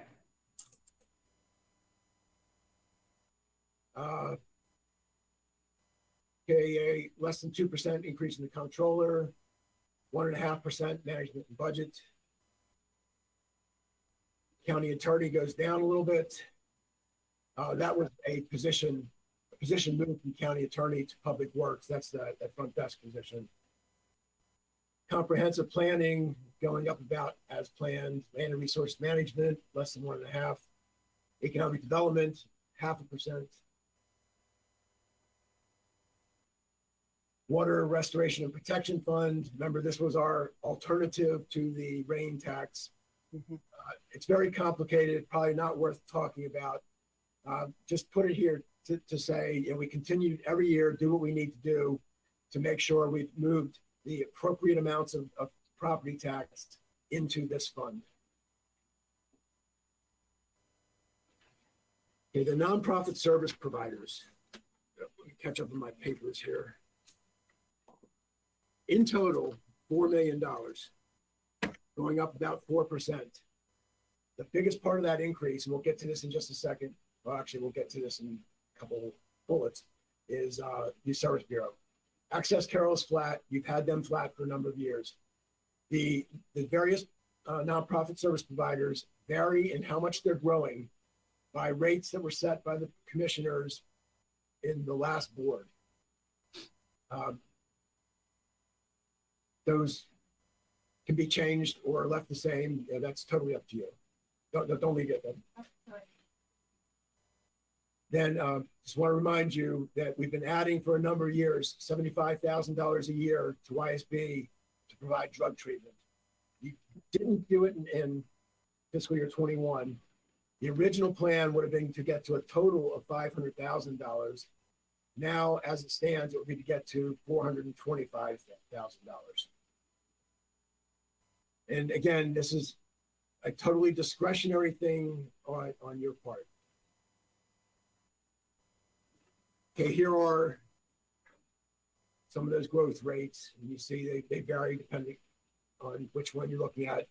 And just a reminder that Penmar is what we used to call Change, and Springboard is what we used to call Family and Children's Services. And Shepherd Pratt is what we used to call Mosaic, and we used to call Granite House before that. Okay, things related to citizen services that are state functions. Health department, your funding is going up 3%, and social services is a flat 20,000. That's also been that way for a number of years. Some other budgets, people reporting to you. Little or no change in these other than weed control, and that's going up for pardon? Oh, I'm sorry. Going down because we had a vehicle purchase in 21. Election board going up 8.5%. Yeah, we've talked off and on about this. Costs are climbing here, and the state election board is often making decisions to spend your money without your input. Our local election board will be coming to you to talk about adding 2 positions. It's not clear to me exactly what that's going to mean, because at the state level, what we've been being told in recent years is here's the bill, pay it. I'm hoping that's not the case. Your budget going down a bit, that's that position. Notting Carroll flat. The Chris Swam group, small decrease. They were able to get equipment covered with federal money. I think we might have had some one-time things in 21. So this decrease is because of increase in federal money to them? So it's money that we don't have to put in there? So it'll come back up after CARES Act ends, basically, no? In 23. Yes, what you said is right, Commissioner Frazier. I'd like to hear that, thanks. Don't hear it often. No, that's one per week. Thank you. Okay. Keep going. Small increases here to cable regulatory goes up 5%. That is going on because we have an agreement between the county, the 8 municipalities, and the CRC that goes back years that builds in a 5% increase. In the community media center, a decrease of 2.3. This is because of a decrease in cable franchise revenue. Now remember, their funding comes from us in the towns. We all have a 5% cable franchise fee. We give them 2 of the 5% or 40% of the revenue. That's going down. And this is not anticipated. We've been worried about this for years, but we might be to the point now where this is going to be a declining revenue, which of course will have significant implications for the CMC. Transfers. This is where we're moving money from one fund to another. You probably don't need to spend the time going through these piece by piece. Just wanted to make sure that you see that this is happening. I guess the one that should get mentioned, almost to the bottom, transfer to solid waste, an increase of $1.9 million. We've talked about this, and we've built into the recommendation covering the gap between the revenues, the existing transfer that was already there, and the costs. Now, I know we're going to be talking more about solid waste. This might change depending on other decisions that you make, but this is where we are right now. Oh, yeah, and right above that, transfer to fiber. 2 things happening here. We're acknowledging that the revenue this generates cannot cover the expenditures. Years ago when we started this, the idea of how much fiber use we're going to be able to sell has never materialized. It just didn't work out the way it's planned. So part of this is about covering that gap, and that's 200,000 a year, about 200,000 a year. The rest is every 7 years we have to do a major equipment purchase. We have one-time money built into this because now's the time. Intergovernmental transfer, this is the revenue you share with the municipalities. This is going up 1.1%. That's driven by change in inflation and change in population. The reserve for contingencies moves with your budget. We had some one-time money in there that we had held aside for a specific purpose, so that makes it look a little weird this year. And then right now, I told you we built in the necessary funding to meet the minimum wage law. We have not built that into individual budgets. Right now we have it setting in a separate line until we get through all the decision making so that we don't have to make multiple changes to a lot of budgets. Debt service, talked about this a little bit earlier, went down because of refunding, about timing of sales. Stormwater debt service is increasing. That's just reacting to the projects we're doing. And IPA, installment purchase agreement, debt service is going up. And again, that's reacting to the easement agreements that have been approved. Pensions and OPEB, both going down a little bit. The big change in OPEB is what I talked about earlier about us reacting to the latest actuarial study.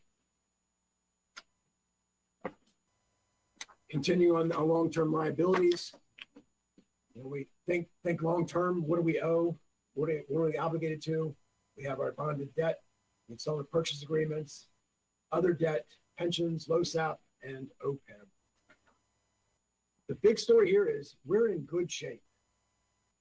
There's lots of things to worry about, but this really isn't where we need to worry. We have lots of debt capacity, and I know there's been some discussions about money is cheap, can't we sell more bonds? We've got the capacity to do it. Our problem is we don't have the money to pay the debt service.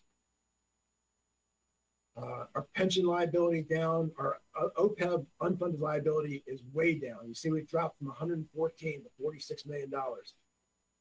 That's the result of the funding work we've been doing, our experience in the fund, and this latest actuarial study.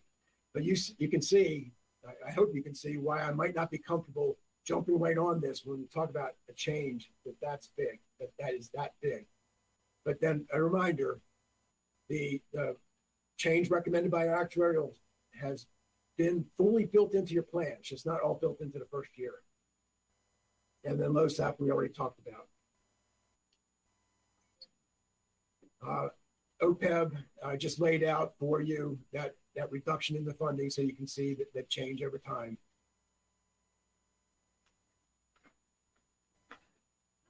We look at our unfunded liability, you can see how that has changed. And you know, when we talk about $2.4 million and $3 million, if we had to deal with that, we could. Those aren't concerns. And $46 million, of course, we couldn't deal with right now, but we are in so much better position than we were last year and certainly than we were 10, 15 years ago. And that lower liability translates into the need for less money going in every year, which helps your bottom line look better. And remember, even on that OPEB liability, we're looking decades into the future, right? So there is nothing that would happen that would make you pay that 3 years from now. This is truly a long-term thing. Okay, let's look at the CIP. Just a reminder here, as you start to think about your proposed sessions, almost every year, we spend hours and hours talking about the budget. And then we get to the end and somebody says, when are we going to talk about capital? And you're out of time. So to the extent that you want to talk about capital, there are things that you need to deal with. I just want to make sure that we consciously make some time to talk about those things. You know, I'm not looking to skip over it or for you to feel like you didn't have an opportunity. But, you know, the reality is how these conversations go often isn't really driven by me saying, okay, commissioners, you need to talk about this now. You know, it's where you guys take the conversations.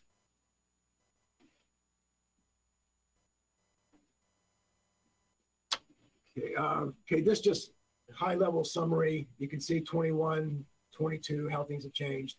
That change is mostly about the school capital budget with Career and Tech and East Middle School.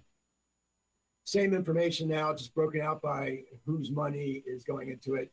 And just like what I was saying about schools, you see the jump in state funding there.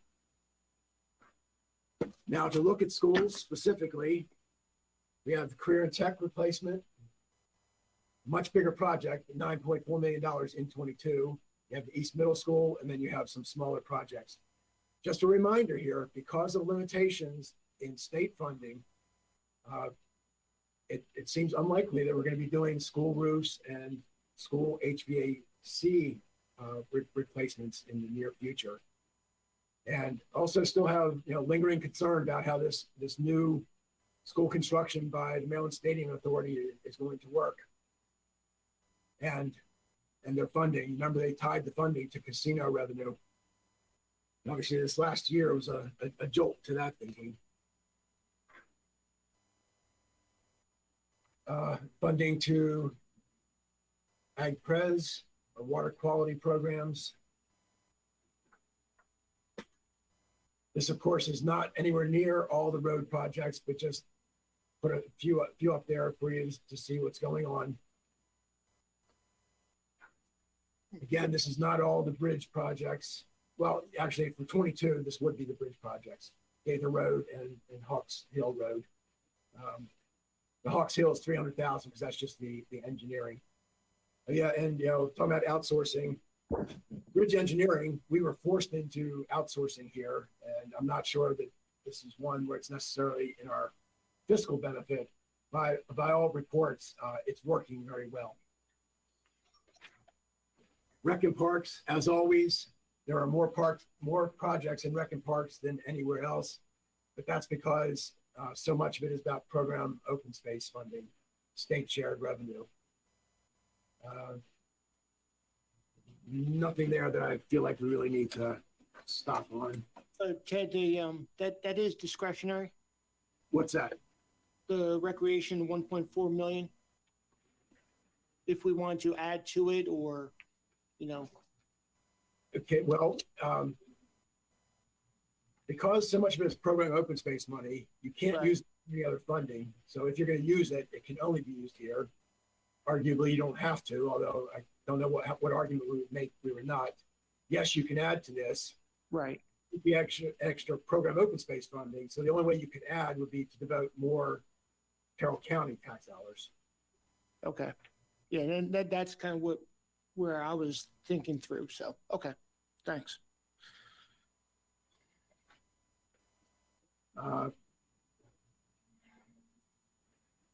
Community college, this is the last year of that multi-year plan we put in place for them to fundraise and us to match. Just renovations, this is our roofs and HVACs and other things. County technology, this is just, this is ongoing money now. We have to do this all the time. Fleet lift replacement, we don't replace every year, but I think we have maybe 9 lifts out there, so they're always coming back.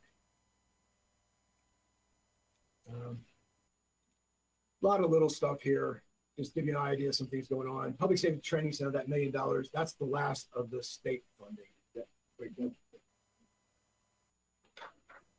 If we look at the 6 years of the CIP, schools, we mentioned career and tech in East Middle School, paving goes on throughout. We alternate years between relocatable classroom removal and roof repairs.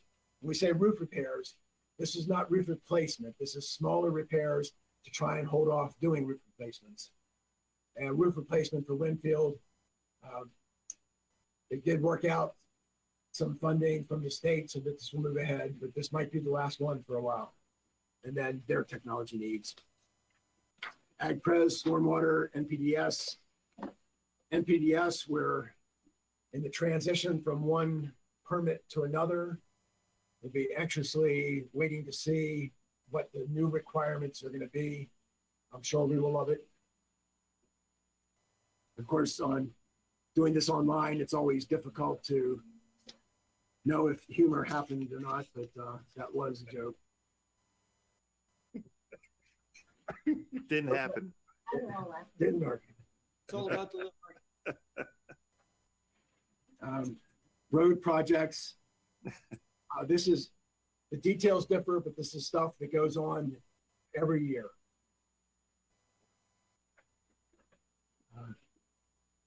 There are things we do with bridges every year. You can see the specific bridge projects that are included in this 6 years, the last 5 bullets there. And we will never run out of bridges to replace. Back to parks, as you look through the 6 years, other projects that we're going to be working on. Continues on to the next. We'll point out Union Mills is not a Rec and Parks project. That's a separate issue. But we are looking to replace the flume and the shaft and the wheel. And a couple questions have come up in recent years about ownership and what we need to do or not do. Yes, we do own this building and the flume and the shaft. No, you don't have to replace it. Obviously there are reasons why we like the idea of having the working mill there, but there's no getting around. It's expensive. How often does that shaft and the wheel and all have to get replaced? It seems to me we've replaced this once before since I've been a commissioner. All right about that? You are.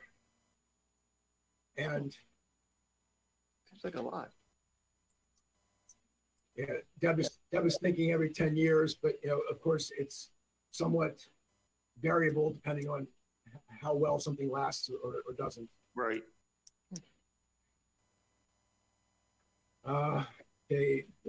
Then systemic renovations at the college. This is their roofs and HVACs and electrical systems and everything. One good thing here, the last several years, this wasn't always true, but the state has been participating as pretty much an equal partner in these projects. County projects, we need to take care of our buildings, our technology. There's a project to renovate the space in the courthouse annex that state's attorney will vacate when his building is ready. Farm Museum Pavilion replacement. This was a project in the CIP. Jack Lyburn came to you last year to say he didn't need that project. He had an alternative. That alternative didn't work out. We built this back in. Now I'm hearing there's another alternative. So I guess you'll be talking about this. I don't know exactly what to think here. And I mentioned the replacement, fleet management. Some of these are small projects that we're always dealing with. Of course, Piney Run Dam rehabilitation is a big project. I told you that we have not incorporated that into the CIP as you voted yet, but we will. Replacing radios. I mentioned the microwave network replacement. That was at $3 million that kind of surprised us. Public safety regional water supply. So just people are thinking about Piney Run, don't get excited. This is about tanks in the ground for fire suppression. Training center I mentioned, Eldersburg precinct I mentioned earlier. Airport, of course, the big thing out there is the runway project. At Solid Waste, we have a project to add basically cover for a part of cell 3 that will be opening. Utilities is another place that always has a lot of projects. Don't know if there's anything we really need to stop and talk about right now. Is there another slide, Deb? Yeah. Yeah, it's just kind of business as usual. Every year we have projects to do. The names change. Well, the Hampstead wastewater treatment plant upgrade, that's a big one that I think we're well along the way on that. Yeah, we're getting near the end of that. But that was a big MDE mandated change, millions of dollars. I don't remember how many.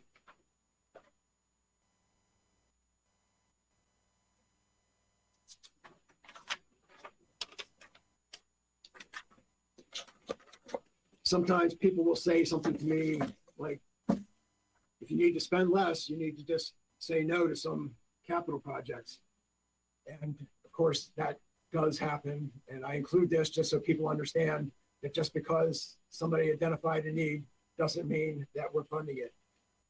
Our reality is we can't fund it all. And sometimes there are things that everybody agrees this would be a good idea, but we still say we can't fund every good idea. Right, but this is CIP, so we could use that one-time money if we wanted to fund one or two of these particular projects, since it's one-time money, correct? You could. Okay. So some things that aren't in. William Winchester Elementary School modernization, and there's a line of modernizations that's just the one at the top of the list. The best program addition at Robert Moten, 4 kindergarten additions. This goes back years to the state mandated full day kindergarten. We added a lot of space, but these never got to these schools. We talked about HVAC and roof, and similarly security improvements, window replacements. No funding for doing them. Roads. Engler Road roundabout. This was in the plan some years ago, came out, occasionally pops its head back up. I know there's been a lot of discussion recently about Georgetown Boulevard, Monroe Avenue, and Ridenhour Way. Those have all been included in the CIP at some time, but not in recent years. Okay, do we have amounts on each one of these roads? Since we do have some additional money right now, I'd like to see what what it costs to do. I'm not saying we're going to do any of them, but I'd like to see what the cost of each one of these roads are. Maybe we could hit one of these or maybe all of them. I don't know, with the additional money. Yes, when you go into your proposed sessions, we will have all that available for you. Okay. Keep in mind though, when we talk about projected costs, sometimes we might not have exactly what we need today. If we had a cost estimate and time has gone by, some things get updated, some don't, depending on how likely they seem. But we'll give you the best information we can get. Thank you. A lot going on in Rec and Parks, but not everything that they would like to do. And this is limited by the amount of funding that's available. The circuit court would like a new family visitation center. And this isn't strictly speaking a circuit court request because it would serve more than them, but they have been bringing it up in recent years that they would like a parking garage in the area of the government campus. Sheriff, a lot of things we can talk about. Of course, I know there have been discussions about headquarters, about using or not using various other spaces. I'm sure this will be getting some discussion. What does patrol area renovation mean? I don't think I've seen that one before. That's in the existing detention center, the bottom where the sheriff is. It's an old space and they're just looking to fix it up. All right. Libraries have things that they would like to do. None of these are included. Air conditioning in the elevator for Burke, we've talked about for some years, but they're not in.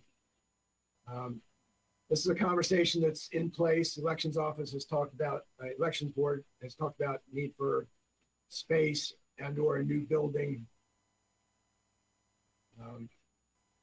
Public Works has things they would like to do out at the maintenance center.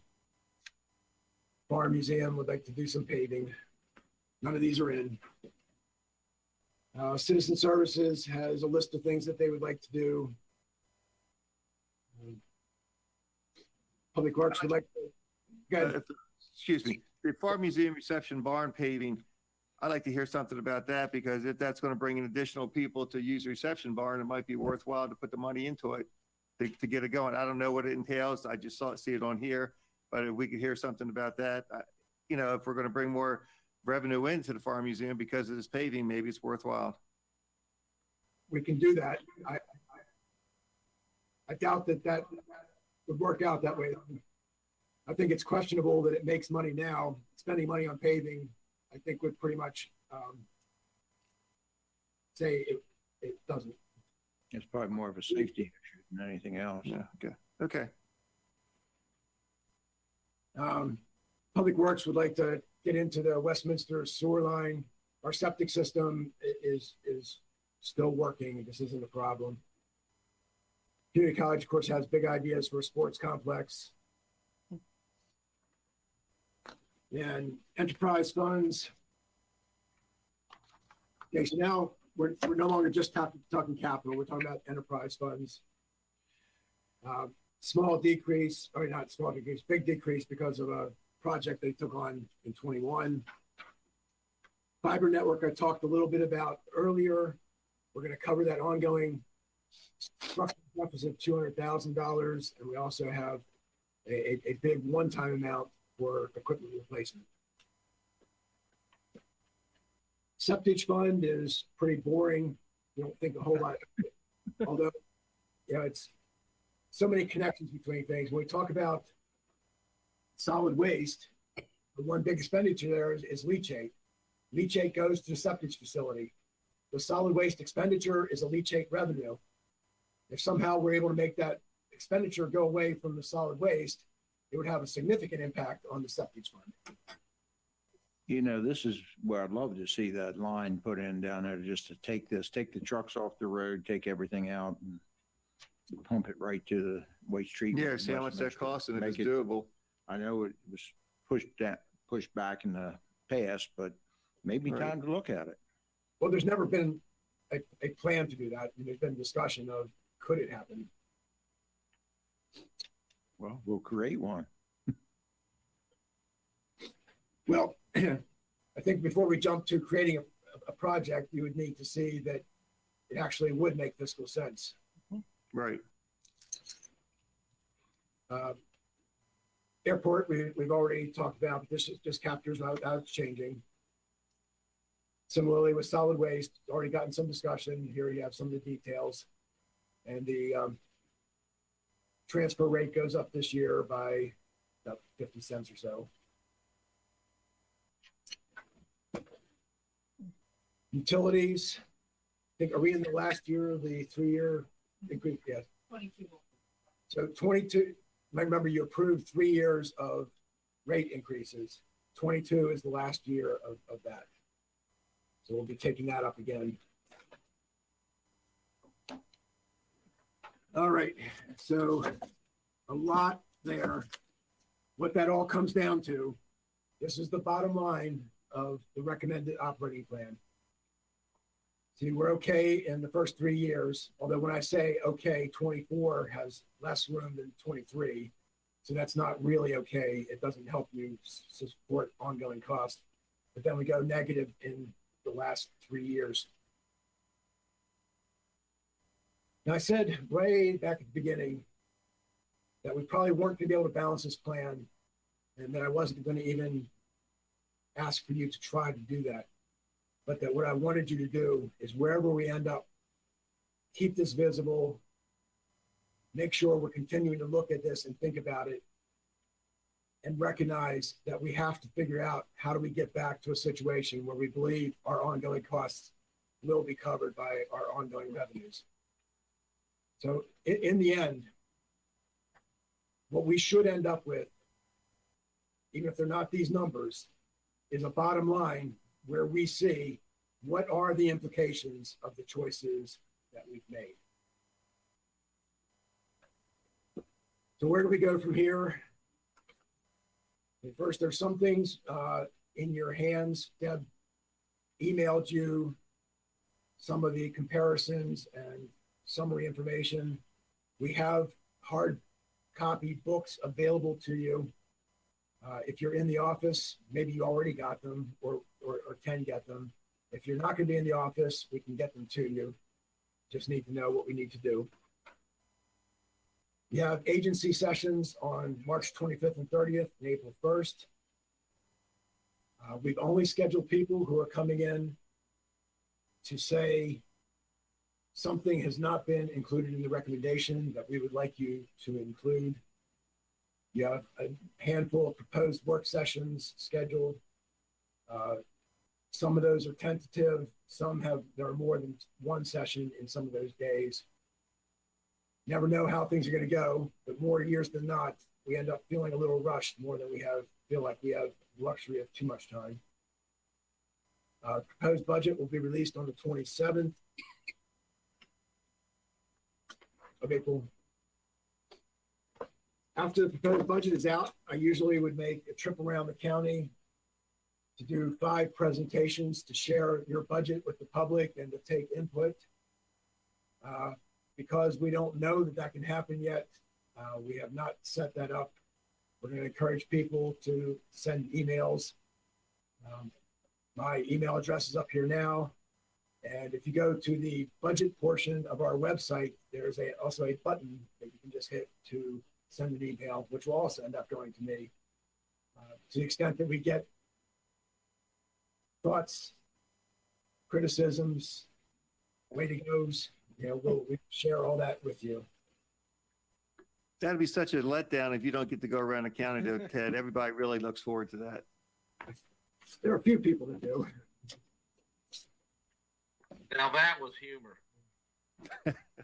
I go to the one you have in Westminster every year. It's like the highlight of that day. It's a very rainy day. It's a very boring day, but that's a highlight. Hearings. Feeling a little hurt here. I do have one question for you, Ted, before you go. Goes back to the school operating budget.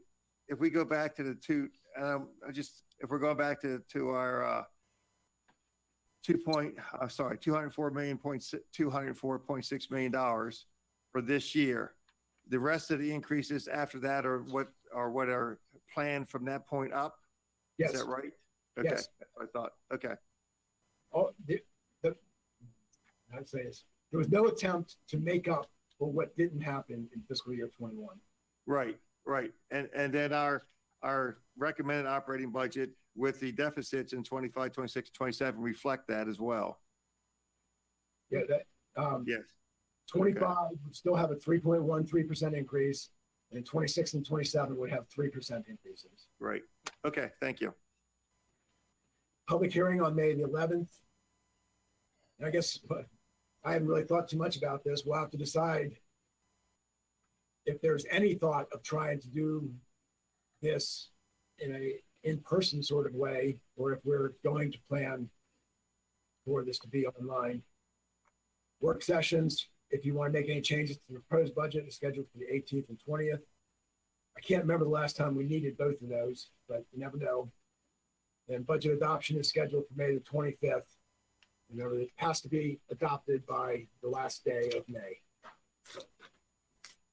So I tried to give you what I think you need to feel comfortable with our starting point. Obviously, there's a lot that we're going to need to and want to talk about. We have time scheduled right now. If there's things that you would like to talk about, that's totally up to you. Okay, first off, thank you for you and your team. Well done as always. Any thoughts, comments? Around the room?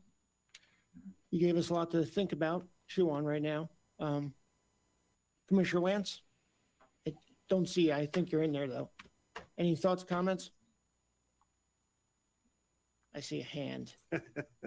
Not at this time, Ed. I've got a lot of the things that I've already brought up, they know about, and I'll dig deeper into it when we start to get into the weeds here. Yeah. I am very interested in personnel. That's gonna be a key one. I got my list. Yep. Commissioner Boucher?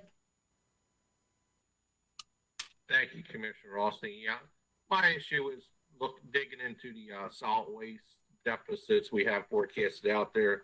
I'm hoping that in one of those agency or proposed work sessions that we're able to have some information on that and dig deeper into it. Okay. Anything else? Okay. Once again, appreciate it. We are going to adjourn in a second. I did get an email. I don't know if anyone else, I expect all of us did, from Ed Singer. He will be talking to us on Thursday, giving us an update on what's going on in Carroll County when it comes to COVID-19 and the vaccinations. But he did highlight that we are now over 5% with cases in Carroll County. So we've creeped up above that 5%. Positivity rate. What's that? Of positivity rate. Yeah, I Yeah. apologize. Yeah, wow. A positivity rate. And he highlighted that in the hospital, there are a couple of pediatrics, children that are in the hospital. And the numbers are now in the 20s again in the hospital as far as cases. Wow. So we're absolutely just, again, amplifying what has already been said earlier. We got a long ways to go. The vaccinations are with us. We're working it. These masks are mandatory by law. Let's continue to highlight best practices as leaders and keep pushing forward. I expect we all got it. I just don't know if anybody looked at it yet, but those were his highlights. Right. When Ted's giving the budget presentation, I'm just completely focused in on that. As I you can't should look be. at anything else. As you should, but knowing you're there, I was able to get on this, so. Yeah. It definitely not a multitasker sitting over to the right of you, Commissioner Rossi. Woo! Governor Hogan is also speaking at 2:30 again, another one of his infamous press conferences. So don't know what he's going to have to say, but that's 2:30 today. Right. And, okay, anything else for the good of the group? Once, twice, hearing none. Do I have a motion to adjourn? And we're going to stay for admin. So moved. afterwards. Okay, got a motion and a second. All in favor? Aye. I cannot see there. Okay, it's 4-1. We're adjourned.